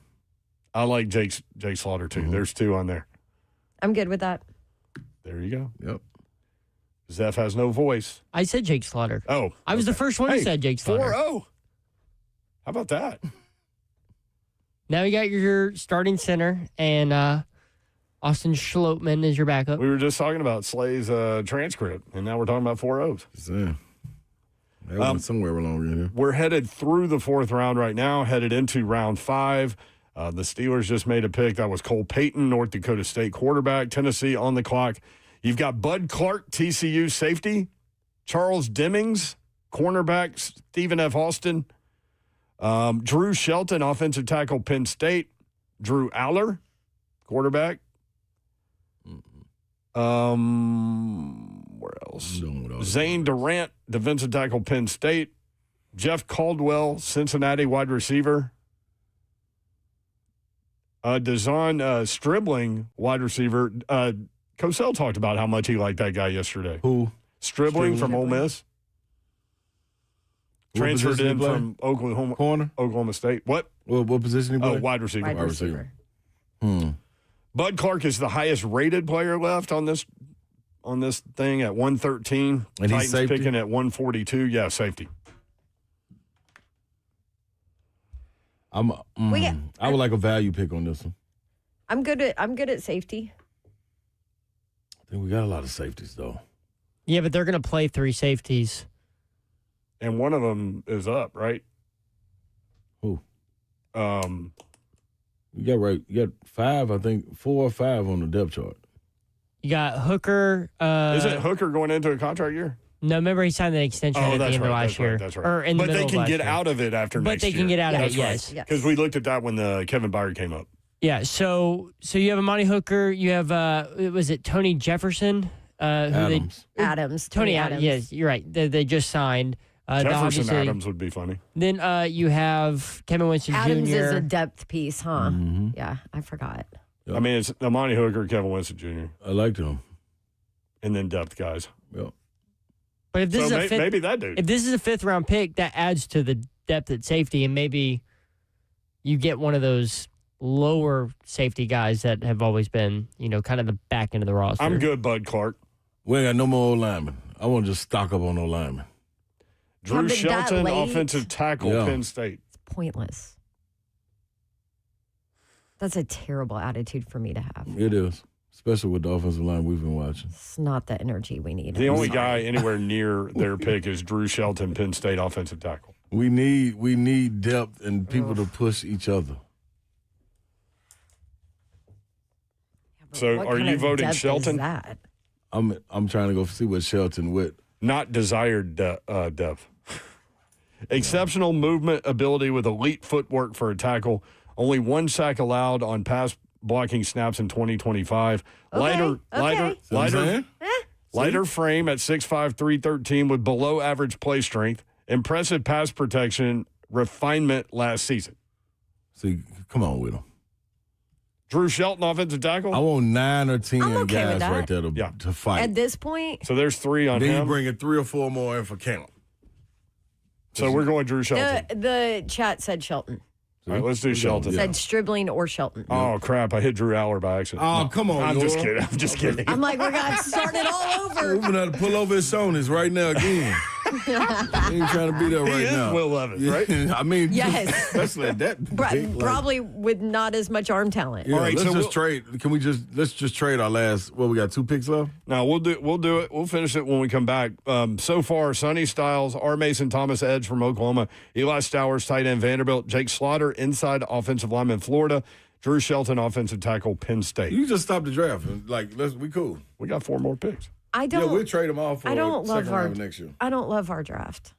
Who you? But Well, you started it. We I got know I started. See, it that's what I because told you. I didn't like the option. Well, Love was gone. That's why. But Sonny Styles and When all you- But that. that's Reese? okay. We have Listen. to finish the draft so that we can get our grade. When you ain't got Love, you got to take whatever's left. Man, you ain't got all nothing gotta without do with it. love. We'll be right back. We'll finish it up.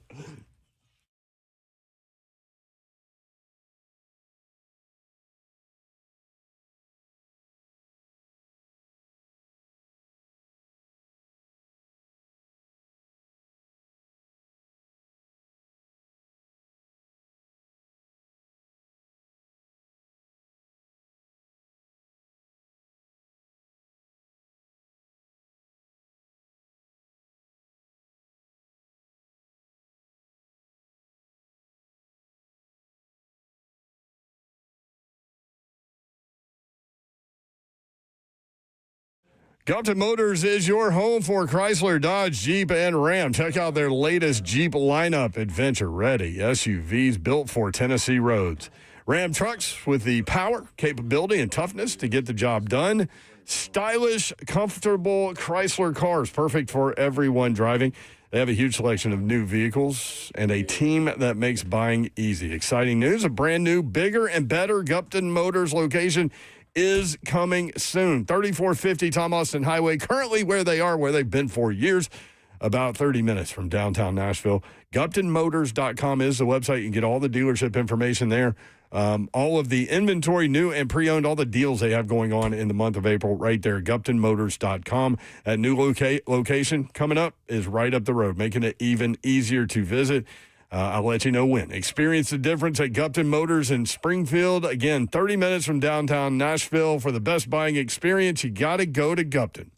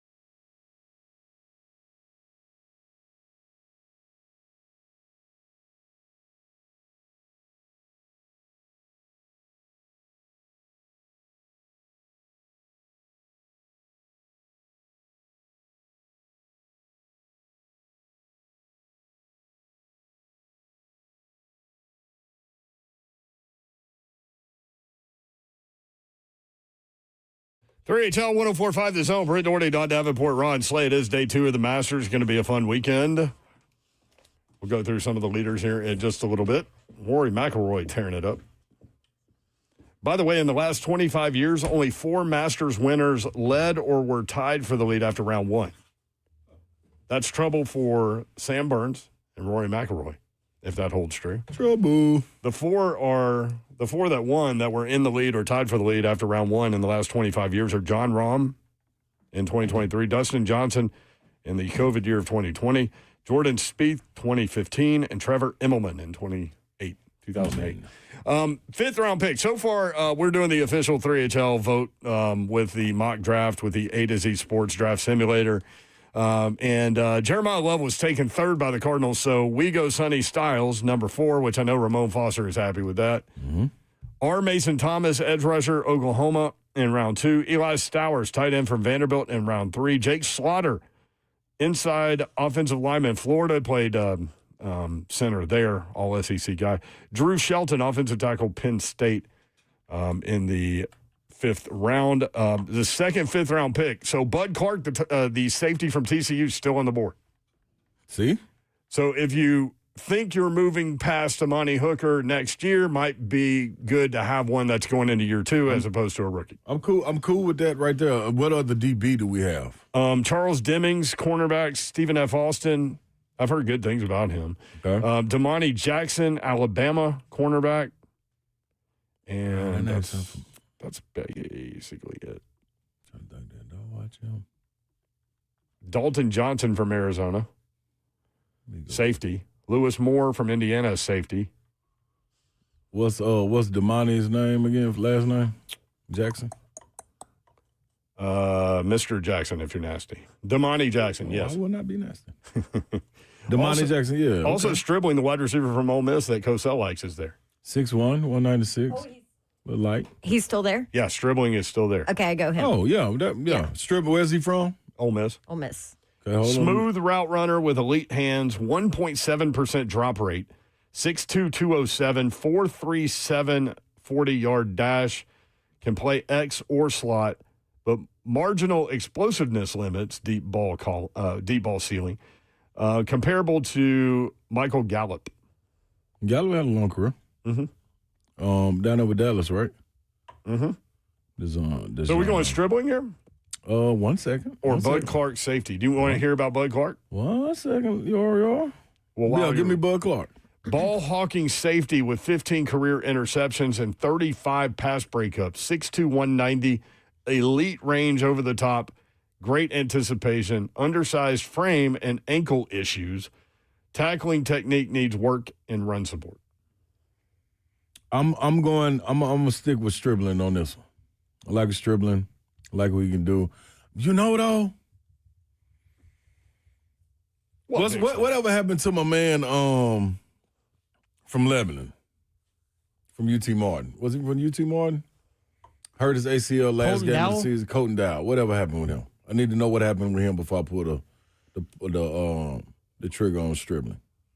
Because Titans wide receivers currently. Because we took Eli Stowers, we got DMR, but you got 2 hybrid receiver tight ends in that spot. You got Gunnar Helm. You got 4 wide receivers in the room right now. So that's 7 options right there. Here's the wide receiver room. Alec Kyle Manor, Calvin Ridley, Wandale Robinson, Bryce Oliver, Mason Kinsey, Chim DK, Hal Presley, sorry. Lance McCutcheon. Hal not going to be on this team at one point. KJ Osborne. Yeah, that's my guy. Walked with me last night. What up, KJ? He was on the runway last night. Me, him, and Gracie. And Xavier Restrepo. Oh. I think you could use one more. You know, to replace. But that was all wide receivers, right? Yeah, these are the receivers. You got to include now hybrid tight ends with Dabo. Gunnar Helm. We drafted Eli Stowers. Yep. DMR, you mentioned. The guy that came from Daniel Bellinger. Yep, Bellinger. That's 4. That's 11 weapons. They got a guy named Kyle Granson. Kylan Grant. Let's not even worry about that, though. And Joel Wilson. Yeah, let's not worry about them either right now. Not right now, but that's 11 weapons right there. vital that you can use. So is it anybody else to go with besides Stribling? Bud Clark. Do you want to hear about Charles Demmings, the Give me cornerback Bud from Clark one more time, though, y'all. ball hawking safety with 15 career interceptions and 35 pass breakups. Small ankle issues and a small frame ankle small issues and tackling form not ideal. That's not conducive for He is Robert tall, Saleh 6'2". defense, though. True. He wants physical guy. Yeah. Not little ankles either. You want to hear about Charles Demmings? That sounds like a author. Like, what He book mentioned did he write? Tolstoy yesterday or 2 days ago. Charles Hemingway. Charles Demmings, 6'4", 185-pound corner with elite athleticism, excellent length, and press capability. Program record 35 pass breakups with 9 interceptions. High variance prospect with upside but limited tape against top competition. I'm going back to where Babsy was with what's that guy from North Dakota State, Dylan Radens. I'm staying right there. Your tape ain't. Listen, there's no knock to your game. Maybe we'll see you in somebody's camp or something, getting off in preseason, but It's just too risky. we can't to do me. it right now. Yeah. I need All to right. see you against high competition. So are we doing Stribling? Yeah.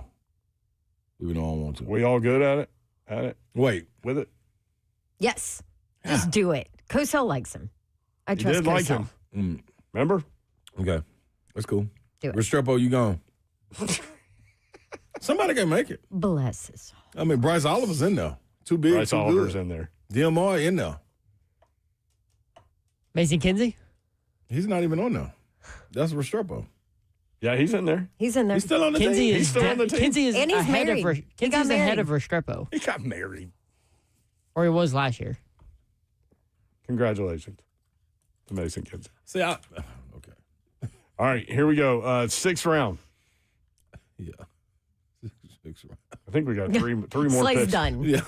You're Like, so out I'm of this. probably walk out. You remember how Vrabel was about to walk out on the A.J. Brown trade? I'm actually walking out. Katron Allen, running back, Penn State. Tyron Montgomery, John Carroll Him. University, wide receiver. Yeah, take him.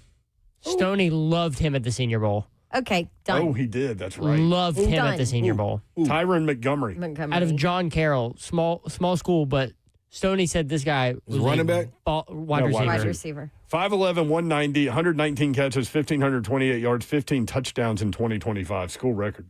Done. Who was they playing against? Who cares? You don't care about this far in the You- draft. you're right. I want our Yeah, grade. absolutely. Done. 10-8 broad jump. He ran 19.43 miles per hour at the Senior Bowl. All right, bring him on in. All right, come on. Put him on a 30-day visit. He's good. No, you don't even need one of those. Give him a chance. Done. Like when Vrabel almost walked out of the room. That's Slay. All right, the other 6th round pick, a couple of wide receivers, Josh Cameron, Aaron Anderson, Xavier Harris, defensive tackle, Ole Miss. Pick the best offensive lineman available. We've already got 2, Yeah. You Slaughter and Shelton, inside and outside. You need more than just 2. No. Come on, Jeff. No, you're at the back end of the roster It's anyway. called overkill. This is where you build your trenches. Xavier Sorey, Give me a Arkansas corner. linebacker. Oh, corner. We do need a corner, don't we? Do a corner. I think about the corners and safeties that were later in the draft that have hit for the Titans, and there's quite a few. Thaddeus Dixon, cornerback, North Carolina. That's a cool name. Draft him. He was coached by a great defensive coach, too. What's the other corners? Devin Marshall, NC State, pick number 2. He's ranked 224. We're picking 194. Okay, other one. Other Miles Kitzelman, tight end, Tennessee. No. You Tennessee people. Well, I wouldn't draft him either. Okay. I mean, I like him.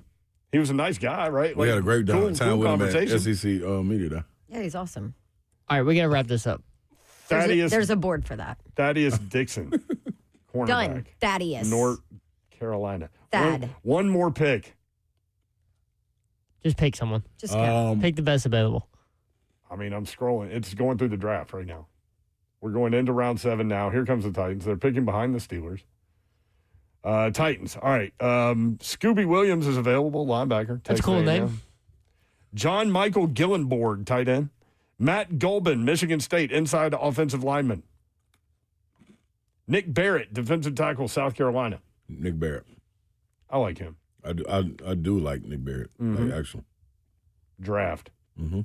Done. There we go. Our grade when we come back. I know what it is. Everybody should Oh, wait, say we what have it is. Virgil. What? Virgil's at What 515. you think our grade is? B. I'll bet it's a B+. plus. I was going to say C+. You're just mad that I wouldn't let you pick Reuben Bain with 4. Bingo. You have had that attitude since that happened. He's got a bad attitude over there. This would have been a draft, like a war room thing. Yeah. No, in his defense, I said, who do you want? He said, Reuben Bain Jr. No. I said, nope. Yeah. It wasn't just no. It was Knock hell Chop no. in the chat said, well, then why the hell did you ask? Right, Knock. We've got our grade for you when we come back. Also, what else is going on in the world of sports? We've got you. Virgil Herring's going to talk about the Masters in the second segment of the 5 o'clock hour. That's coming up. 3HL 1045 The Zone.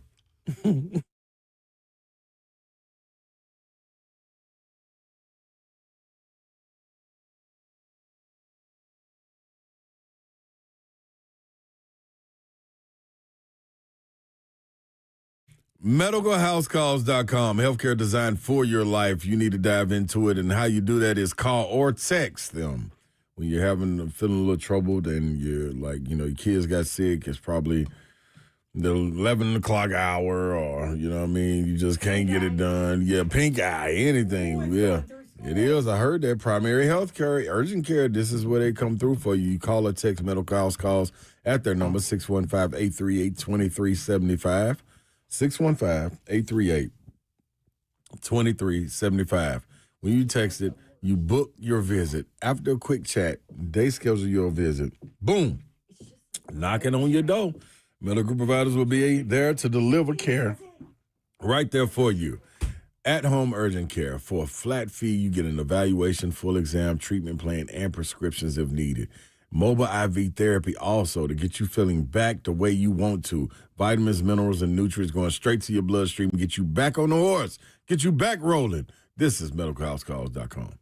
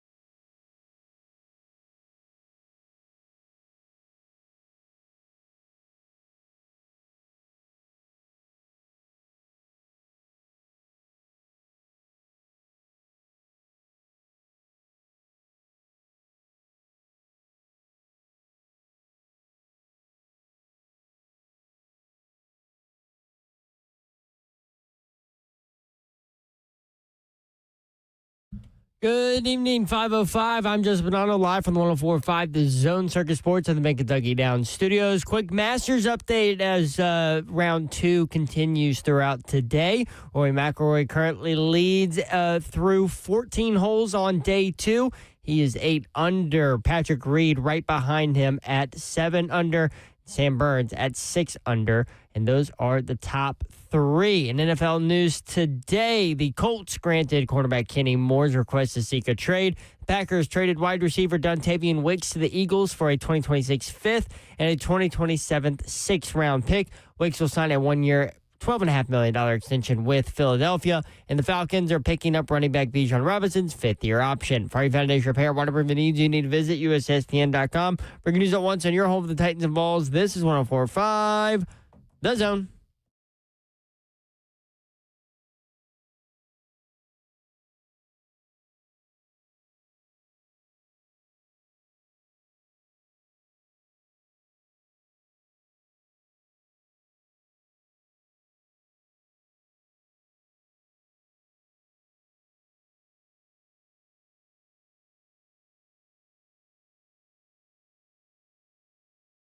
HL 104.5, the Zone Friday edition. The weekend is here, y'all. Appreciate you being with us.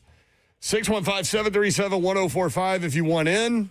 Going to get a Masters update from our guy Virgil Herring coming up in just a little bit. Next segment. Brent Doherty with you on a beautiful day in the Music City. You can watch the show live, YouTube, Facebook Live, Twitter, and Twitch. Twitch, please. There she is. She's Dawn Davenport. Hi. What up, Babs? Hi.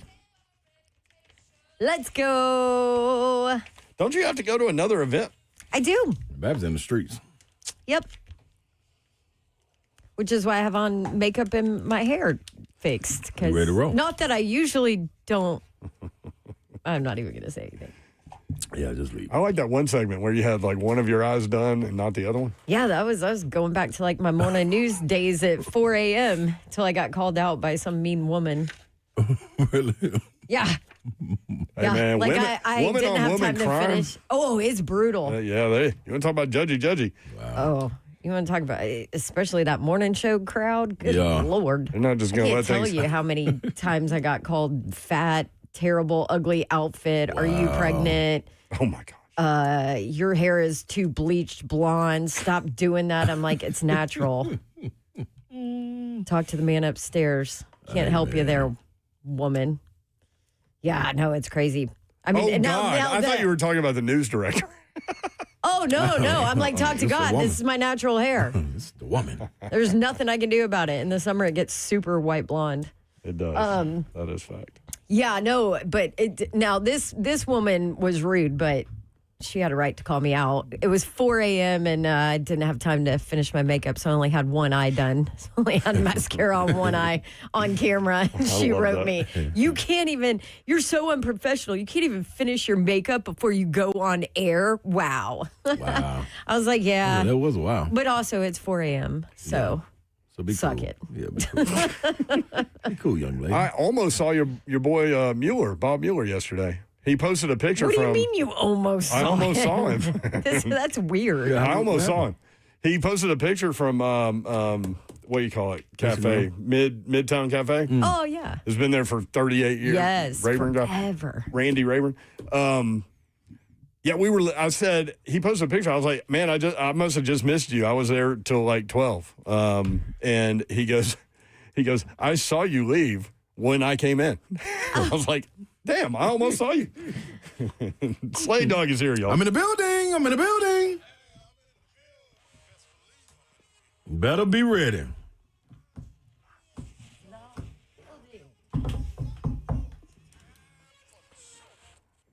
Executive producer of 3HL is Zeph. What's up? I do want to brag on this lady a little bit. She put in a day yesterday. Yes. Oh, I'm like, what lady? You're You, talking lady. about me. So she gets Hadley off to school. She goes and sees a friend of ours. She goes to her husband's event, his work event. She comes and does the show. And then she goes and MCs an event in front of hundreds of people and does a spectacular job. Cool, 3 hours. Love y'all. Thanks. 3 or 4. Give or take. Just surviving and advancing. Hey, man, That's you're it. doing Surviving advance. What did I tell you? Just hanging by a thread, baby. You did. And so now you're doing another event tonight? Yes. All right. The people want to know, how did we do with the draft score? that. Yes. What's our score? What did you say, Slay? I said a C plus. I said B. I said B+. B plus. Is that I'll go B minus. okay? We got them all So our covered. draft, if you're just tuning in, we did the draft simulator with A to Z Sports. It's a lot of fun. It's free. You can Go enjoy it. You can do trades and all those things. We just did it straight up with whoever was left, and we chose. Can I say something real quick before you go? Sure. Yeah, I Slay's think saying something. Presented by 104.5 I The mean, Zone. this is your show. Sometimes. Sometimes. Yeah. I think it needs to be said on the person's pick what grade we got. It does. Okay. Don't give me that look. You're just pissed I wouldn't let you pick short arm. Yeah, because Jeremiah Love was gone. You He went got- at It three. was gone. You were He just was pissed gone. that you The T-Rex. we Oh my couldn't God. get T-Rex. Wait, Slay, would you have gone Jeremiah Love if he was there? Probably so. Yeah. Yeah. I think I've so been would talked I. into him. Like Yeah. this, the way they talking about this dude, man, it's kind of like Saquon. It's like you're getting two players with one Yeah, like, pick.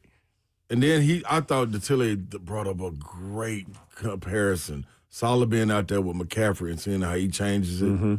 Oh yeah. Like that right there was like, ooh. Yeah, and he brought up Reggie Bush, which I hadn't thought about because he's down in New Orleans, but Yep. and how much of an impact he had Yep. on Drew Brees Yep. and that offense. That's why I asked So, my O-line. Like, you- can this guy be good enough where he helps the O-line actually? Yeah. So you made it 3 months before you changed your mind. No, I didn't change my mind. I said I Oh, would you're agree to it. starting to. No, I said yeah, I could lean to him. Like I ain't gonna be mad. Starting to. Call him Don't out. worry about him. Call him out, Zeph. Zeph need to be, I like be it. cool back there. Call him out. Don't worry about the wrong I thing. didn't think Canadians called anybody out. Yeah, nothing but Mounties. All right, so our first pick with Love gone was Sonny Styles. That pick earned a B by the draft simulator. R. Mason Thomas, edge rusher in the second round. Babs, are you fishing? What are you doing with your fingers over there? She's got really long fingers, too. So, I mean, you know it when she does something. Throwing bait out there to catch something? What's going on? R. Mason Thomas, edge rusher from Oklahoma, A- with the second Come round on, pick. Slay. You had to have somebody to agree with you. Yes. My Or- dog. Yeah, I I'm did. never worried about that. I did. It's just these other two right now. Wait, Yeah. I said R. Mason Thomas. What are you but talking they about? So did I. good. Okay, 4. Yeah, don't do A-. that. Don't worry about that, Euro. Third round pick, Eli Stowers, tight end, Vandy, B. I think he's a second round pick, so I do too. felt I good think about great us getting value him in it. in the Yep. third round. I'm with you. Number 4, Jake Slaughter, fourth round. Center at Florida. Mm-hmm. They think can play offensive guard too. One of those interchangeable pieces inside. B+ on Jake Slaughter in the fourth round. Fifth round, Drew Shelton, offensive tackle, Penn State, also a B+. This is, hey. Dazon Stribling, wide receiver, Ole Miss in the fifth round. We picked him because Cosell went off about how great or how much he likes his film. A- Wow. on the Stribling pick, What was that, 6? fifth round. Fifth round. Sixth round, Tyron Montgomery, wide receiver, John Carroll, because Stoney loves him. A-. Damn, we got a good draft. You're welcome for that one. It's more Stony, but yo. But Zeph was all in. Yeah. Sixth round, Give my credit, Slay. Thaddeus Dixon, cornerback, North Carolina, because, I mean, we didn't anybody else were trying to get out of there. Like a lot of draft rooms, I think. Yeah, but what was our grade on it? B. Yes. It sounds like we got an A- in this draft. Until round 7. I Nick tried to Barrett. trade this pick away. Nick Barrett, defensive tackle, South Carolina, C. That's the one. Why are you laughing? Was- It's our draft. That wasn't me. was that was Slay's you. That's it. You said, let's do this. Slay's Let's pick. pick anybody so we can get out of here. We want to know the grade. That was you. I was already gone. I left in the 6th round. Maybe the 5th. You had to go get something Yeah, to I was out of here. eat. So our grade, B+. Zeph got it. No. I said who B minus. I said B minus. Who said B+? plus? Mayor. Mayor. Good job, Yor. B+. I mean, you passed us. You think the Titans should let us in the war room? I don't see No. why they wouldn't. Lord have why mercy. wouldn't- I Could don't you think- imagine? I don't We think could bring so. some really good food for them. Dude, it ain't Because- entertainment. Yeah. Because if they pick someone and Slay disagrees, he's just going to go pout in the corner. No, I'm going to leave. I'm going to leave. I'm going to leave. What's Man. coming at you? It's like attack Slay today. And then Dawn's He's going like to a sit spider there, monkey over there. and Mike Bergonzi's going to be like, okay, I think we're going to pick Ruben Bain, and Dawn's going to be like, no, you're not. I'm taking No, you're this not. over. And then I'm going to run around the room like this. With their little arms. Oh, my gosh. Y'all know, What? he's going. You know know- they're going to pick him now, That's what and I I'm was going to have just to say. eat all of these I was words. just about to say. They trade down a bit. Just about to say. Yep. I think they should let us in the war room. I'm going to be absolutely devastated. We did a great job with our B-plus draft. Yeah, we did. And we would bring food, and we would bring brown water. We'd have a lot of bourbon in there. Yeah, That's right. You know what? That'll make for great decisions it would. It most definitely would. for a Take some chances. billion-dollar moment. franchise. Here All we right, go. when we come back, Virgil Herring is going to hop on to talk Masters. That's next, 3HL 1045 The Zone.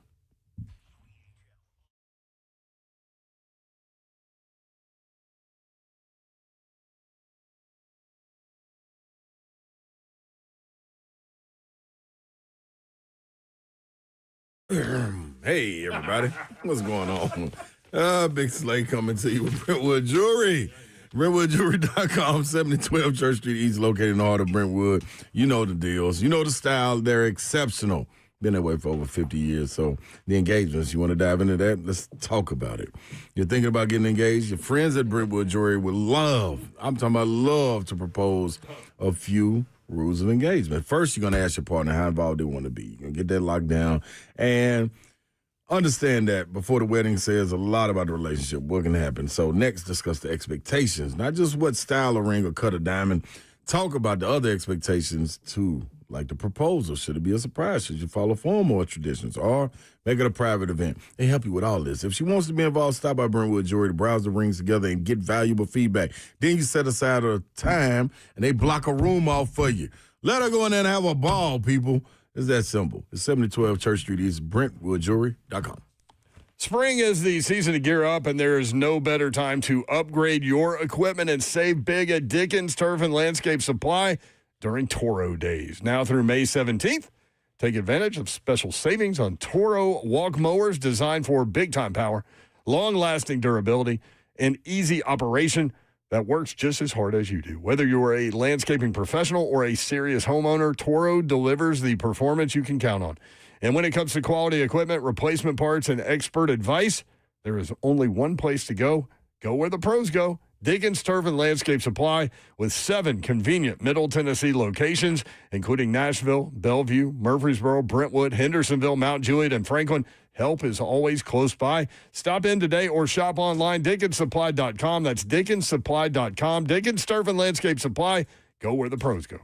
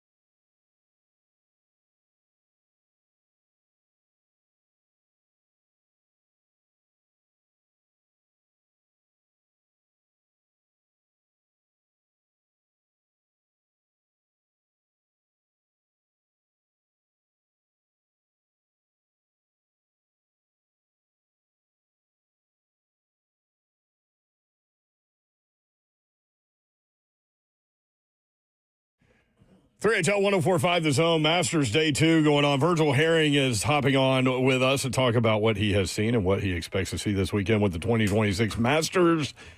Virgil hops on with us quite a bit. Two-time Tennessee PGA Teacher of the Year, three-time best-selling author, host of two podcasts on The Verge and Elevated, and now in the TED Talk world as well. Virgil, what's going on? How's Augusta? Well, it's the greatest place in the world, and I'm lucky to be here. So it's the golf course is playing so difficult. It's such a great test of golf, and it's the best. I mean, that's why we all love it.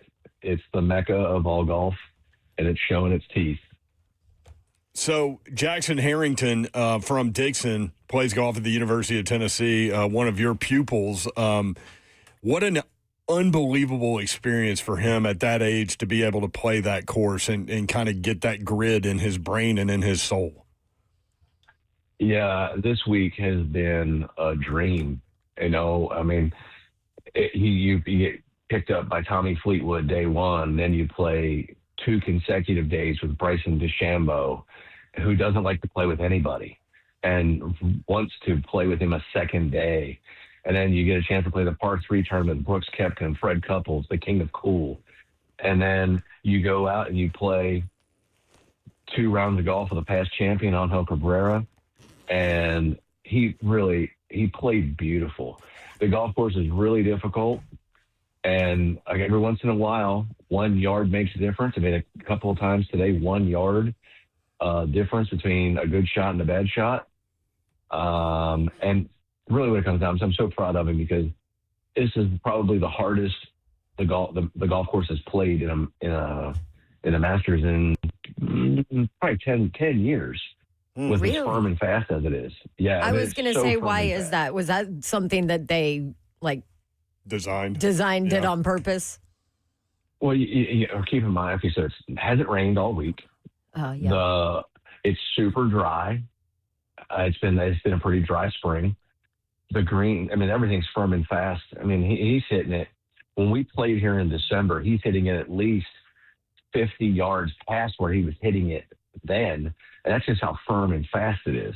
Wow. And, we don't get a chance. Most of the time we're dealing with rain, cooler weather, and wind. We haven't had much wind.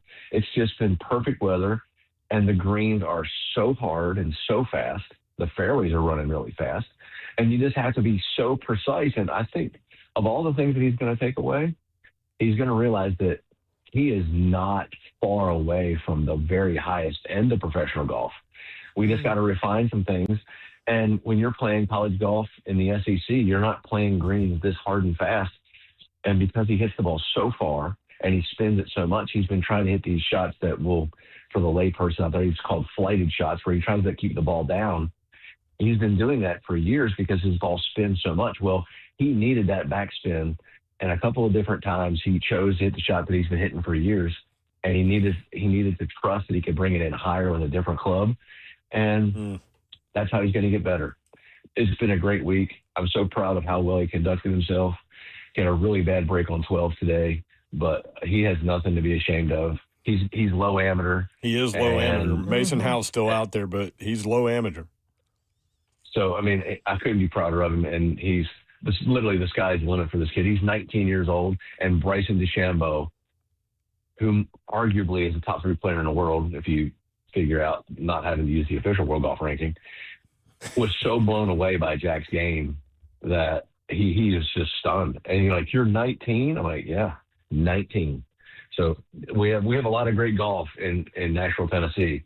A lot of great youth golf. I mean, between Blaze Brown and Jackson Harrington, we have a lot to look forward to in the next 25 years of professional golf. That's for certain. Bryson DeChambeau, after the first round he played with him, he said, I played with Jackson Harrington today, and he's got an unbelievable game, got the same ball speed as me.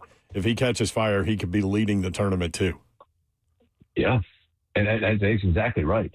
Just had a couple of bad breaks, and he just needed to putt better from long distance. And one of the things that I preach when it comes to teaching competitive golf is sometimes the golf courses are set up so difficult, you just got to hit it into the middle of the green and 2-putt and get your par. Well, with 5-3 putts was really the big key. He did hit a lot of great quality shots and hit it to 35 and 40 feet. but 3-putted 5 times over the course of the event, and that was really the big deal. But he really, every part of his game is the best I've ever seen it. So I couldn't be happier for him. Virgil had an opportunity to beat Blades Brown. First of all, a hell of a name. What's the thought? He was on at him? a charity event last night, walking with the kids going through cancer treatment. He was awesome. It's dope to meet these guys, man, because he exudes the confidence already. Just sitting there talking to him, man. Watching him walk. Yeah, how far is he from is he from being able to reach this mark? He's right there. Yeah. I mean, both of these kids are like literally right there. Yeah. We just got to give them time. You got to remember, Blades is 18 and Jackson's 19. Right. What were you doing when you were 18 and 19? Oh, man. Oh, Lord. Shoot. I mean, Trying to beat summer school. Like, first of all. I mean, really, so much talent. Their games are built on different things. Blades is one of the most precise players I've seen in a long time. His precision with his iron play is insane, but the whole world here, especially at Augusta National, found out that there's nobody that hits it by Jack. Jack's the longest player out here. Bryson's with him. Wow. But nobody's like whistling it by Jack. Nobody. And so Jack's game is going to be built on power and he has outrageous touch. I mean, the sky is the limit for both of these kids. But it's so funny because they're two different versions of elite golf. And we get a chance to watch them for a very long time coming up. Tennessee's got a lot to be excited about. Rory McIlroy, Virgil still on the course at 7 under, leading the tournament. Patrick Reed right there at 6 under. Justin Rose at 5 under. Are there a couple of names that you've seen in the first couple of rounds that you're looking forward to seeing on Sunday be right there? Well, I because I've had the luxury of sitting here. Actually, McIlroy's now at 10, 4 shots ahead. Oh, gosh. Need to update. I would say this. Rory, of all the people that I spent a lot of time watching this week, Rory looked the best. And I think it's a lot easier to look the best when you got the 45,000-pound gorilla off your back from last year. Right. And No he's doubt. talked about that. Yeah. There was a He great looked piece on it on awesome. ESPN the other day, just about that. He can and play about how free. it's so different. Yeah. Yeah. I think that it's his to lose. Now, keep in mind, last year he won it 3 times and lost it twice in an hour and a half. So, I mean, it cost me 10 years of my life last year. But I think that I will not be shocked if Rory actually runs away with this because he's that much better than what I've seen this week. He's playing with a tremendous amount of confidence. Heck, he shot 29 on the front 9 this week, and that's not easy. So in a practice round, so you know that his game is on fire. I would love to think that last year we had McIlroy win. Jason Day has played well for many years there. He's a former #1 player in the world, one of the best players in the last 20 years. I wouldn't be shocked if he puts his face in it. And, of course, we have to have a villain, and why not Patrick Reed? Patrick Reed also plays well here, surrounded by controversy and difficult conversation points, but nevertheless, a very good player, and he plays Augusta National brilliantly. I mean, I think those are the 3 you're watching. Obviously, you got Sam Burns, and he's more than qualified, and so is Shane Lowry. Shane Lowry, I get concerned about. He's lost in the final 9 holes already this year 4 times with the lead and kind of gave it away. I'm not sure that if he couldn't handle a tournament in Dubai, that he's going to handle Augusta National. So why do you think that is? Well, the weight of history is a pretty big backpack of burden, and when you feel like you have the opportunity to make history and you have childhood dreams and the desires and the whole reason why you work, and then you get this opportunity, the brain is in search of safety.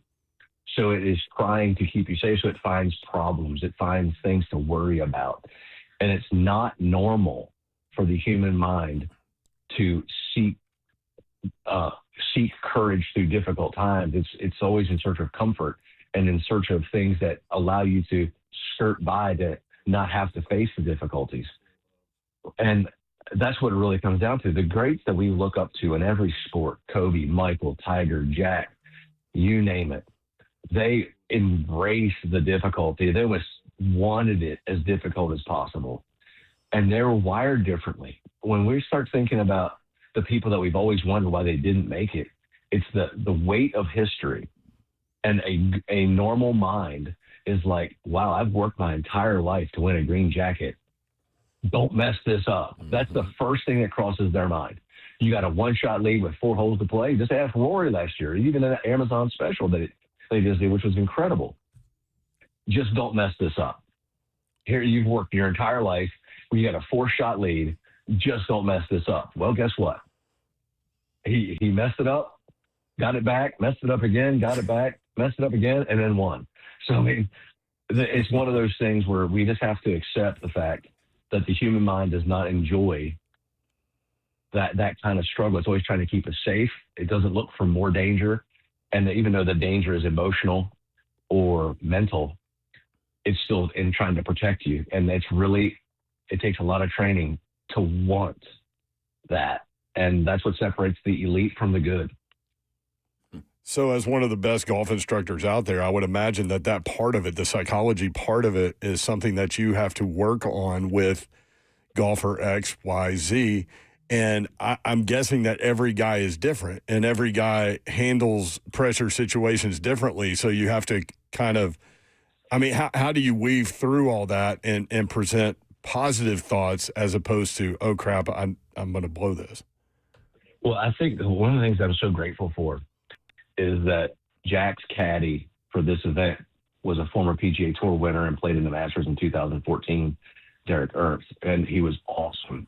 But this is what I've always preached, and he even more solidified my teaching philosophy, is that you have to understand what the body wants to do while choking nervous. Jack has been trying to hit a fade for years because he hits it so stinking far that a fade helps him control his distance. But both days, Thursday and Friday, his body defaulted to wanting to hit a draw, even in the most difficult shots. And that's really important because if he stops trying to go against what he does naturally, it takes way less mental energy for him to perform. So it's almost like be comfortable with the uncomfortable. Yes, and also accepting. Because every person who hits a draw dreams to hit a fade. Every person who hits a fade dreams to hit a draw. But what it really comes down to is this. Under the most intense pressure you've ever played under in your life, what did you want to do? You wanted to hit a draw. All of your mannerisms turned you into a drawer of the ball. And all of the shots that cost us this week were him wanting to hit a fade, and his body wanted to hit a draw, and the body won, and he put him in tough spots. So now we are going to definitely be going towards the draw as our stock shot because he doesn't have to think about it, because when he is under that kind of heat, his body defaults to it. Perfect. Now we don't have to think. We don't even have to try. And if we're talking about the mental part of the game, what do they want to do mentally to overcome the pressure? Do they want to get faster? Do they want to get slower? Do they like to talk? Do they like to stay quiet? We learned all of those things for Jack today. And I'm telling you, I'm so excited because he's going to play in the U.S. Open at Shinnecock Hills, which is very similar to the Augusta National, as in green speeds and difficulties around the green. This kid's the real deal. And what we got a chance to learn, because he's never played it, this is his first basically professional event, even though he's an amateur, that he's ever played in. And he's the low amateur in a major championship, probably everybody's favorite major. And he got exposed, and all of the exposure just showed us what he's already awesome at. So stop trying to fix something that's already awesome. And that's what I'm so excited about. Virgil Herring down in Augusta talking about Jack Harrington, who got a great shot to be the low amateur at the Masters, back-to-back 76s. Rory McIlroy to 11 under par on 18 with a 5-stroke lead as we head towards Saturday. Yeah, I mean, I think that it's going to be. I can't believe that he doesn't win.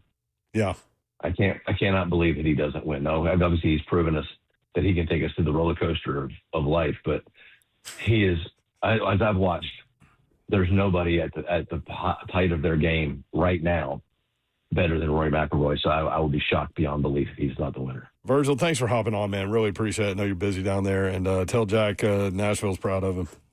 Middle I certainly will. All right. Thank you, buddy. Appreciate it. My pleasure. All right, Virgil Herring. Man, that was good stuff. He was talking about life. He was talking about golf, but he was talking about life. You can hear it in the guys. I was talking to Blaze yesterday backstage and asked him about pressure and how he handles it. And you could tell that Virgil talks to these guys a little differently about that mental part of it. And he was like, I just try to flip it. The pressure kind of brings anxiety and you start to get butterflies, but I look at it as, he said he trains the mind to think of it as excitement. And I'm excited about the moment, and you stay in the moment. So being excited, you don't really think about the pressure. It's more like, I'm here, yes, let's do it. You know what I'm saying? So hearing them talk like that, I was like, okay. I love that stuff, and you know that I do, like trying to figure out what makes a guy, a successful guy that way, and what he's been through and all those. Yep. I know you love it too, Yep. because you've been through all that. When we come back, I want to ask you about like tough moments when you were playing basketball. How did you deal with that mentally? 3HL 1045 this home.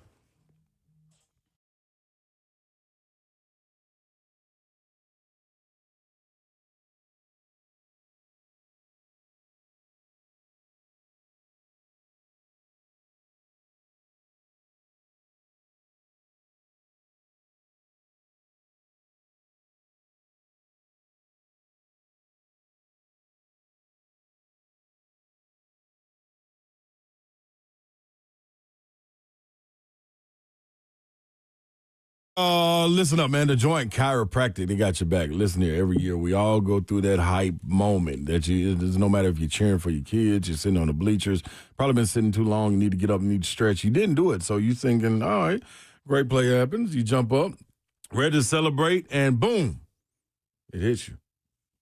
Back locks up. You're done for the day. You know the feeling all too well. That's why you got to be locked in with the Joint Chiropractic. They're the real MVP of Middle Tennessee. Actually, we got 17 locations across Middle Tennessee that they're always open days, nights, and weekends. So whenever your back decides to act up, whether it's morning, evening, mid-celebration, whatever it is, they're ready for you. Best part, no insurance needed, no appointments needed. You just walk right in, walk up, tell them Big Slay sent you, and you go get right. For new patients, you get the consultation, exam, and the adjustment for just $29.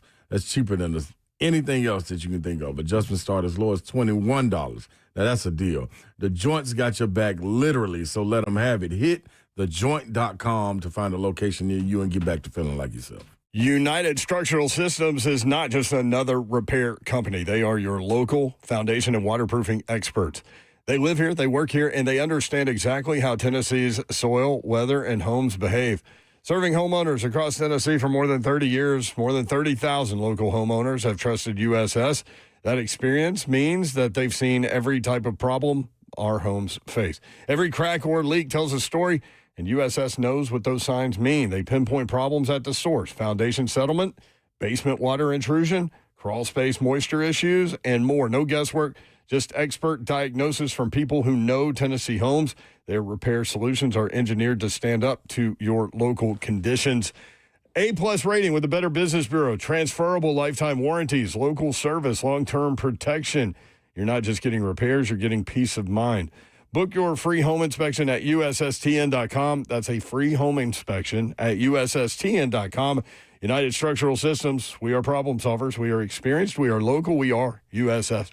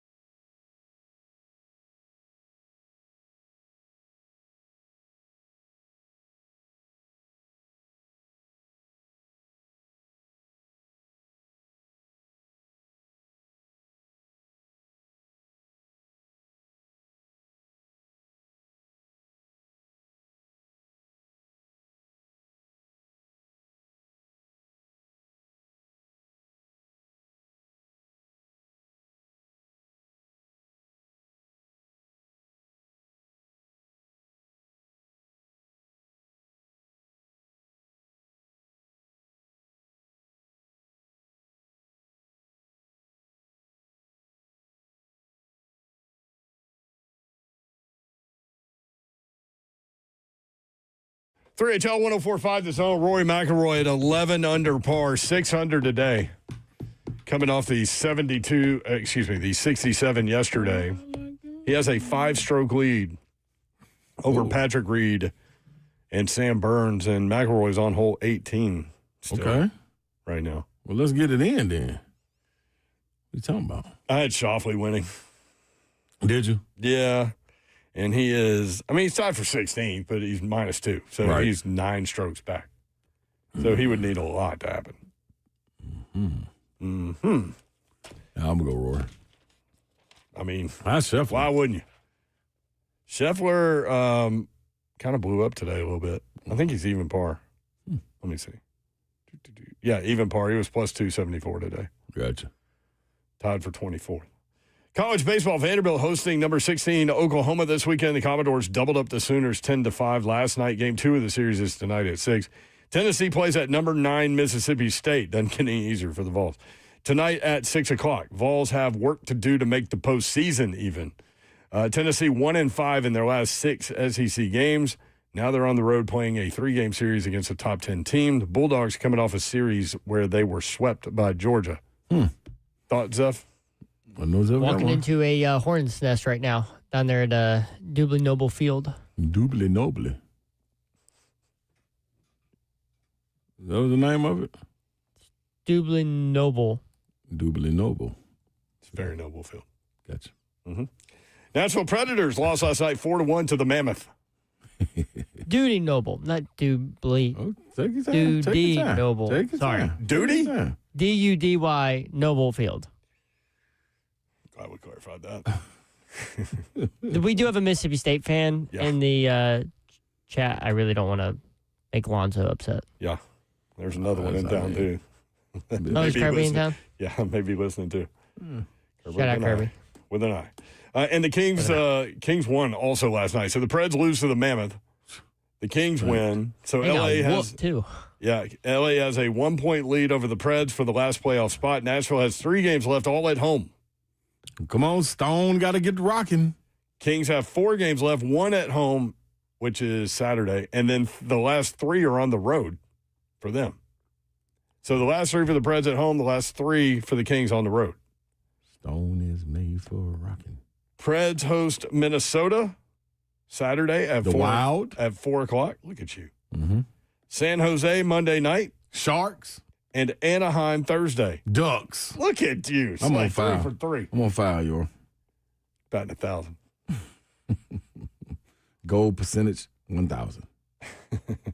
Nashville SC is in first place in the East. They play at Charlotte on Sunday at 7:30. Nashville 4-1-1. Charlotte 3-2-1. So what did you do in tough moments? Man, you know Pressure's what? on because typically speaking, the ball's going through you. Yeah, no question.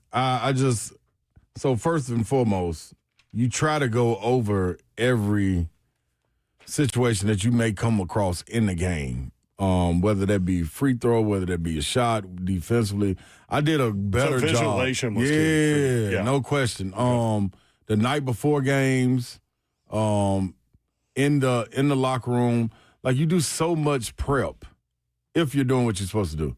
So much prep that you literally run over situations in your head. So once you do get to it, it's like, okay, first thing I learned was you calm your breathing, and you continue yourself like I've done this. Like you want that moment. So if you're prepped for it, it's almost like when you walk in class and you haven't prepared for a test or you have prepared for a test. If you have, like you're the one that's sitting right there, the teacher asks a question, you raising your hand first, you know what I mean? You may finish. It's a 30-minute time limit on the test. You turn yours in with 15 minutes left, and you sitting back there just chilling and looking around at people, trying to figure out what's taking them so long. So that's the way I like to approach it. The deep breathing was so big. important. Yeah, that was because big. I mean that's physically something you can do to slow your heart rate down. Yep. And if you don't know when you're not breathing correctly, then you can tighten yourself. You know what I mean? And you start to get anxious and sweat, perspiration, and all this stuff. When you breathe, you're calming. You know what I mean? Like you're calming that heart rate down, and you're seeing the game as it goes, and it's not moving too fast for you. So yeah, I'm all in. I'm all in on the breathing part and knowing exactly who you are, where you are in that moment, and if the moment is for you. I think that's the other big part. It matters if it's for you or not, and you should know where to go if it's not for you in that moment, because you trust somebody that that's been in. But that's in team sports. That golf, tennis, and all that stuff, that's you. That's you out there amongst nobody. Like, you ain't got nobody to point the finger to, nobody to blame, nobody to bail you out. That's one of the best things about team sports that makes people, come together.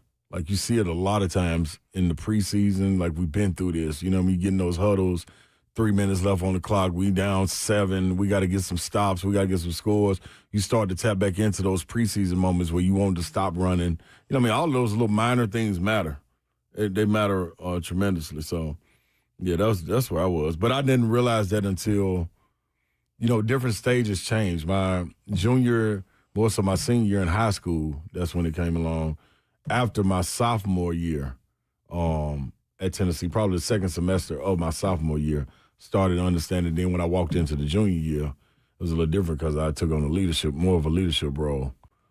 So it's a little different how you lead. I've done a lot of reading about breathing techniques because it does, like, if you get nervous, that is one thing you can do that can really, slow your heart rate down, and it takes care of a lot of anxiety. But I was reading about, it was either the SEAL team or Navy SEALs or Army Rangers. They have a 4-7-8, I think, breathing technique where you breathe in for 4 seconds, hold it for 7, and then exhale through your mouth for 8. And they do that.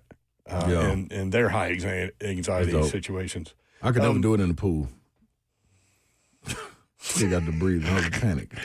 From Buzzing with the Boys, there will only be 16 prospects in attendance for the draft this year. David Bailey, Ruben Bain Jr., Mansour Delane, Caleb Downs, Keldrick Falk, Colton Hood, Makai Lemon, Jeremiah Love, Francis Magoa, Caden McDonald, Caden Proctor, Arvell Reese, Ty Simpson, Sonny Styles, Carnell Tate, and Jordan Tyson. Is Tennessee baseball coming up next? Yes, it is. We're gonna join in progress at first pitch with John Wilkerson down from he does a great Duty job. Noble Field. Appreciate you guys. Have a great weekend. Thank you for including us in your day and in your lives. We do not take that for granted, nor do we take that lightly. Hopefully, we were able to put a smile on your face at some point.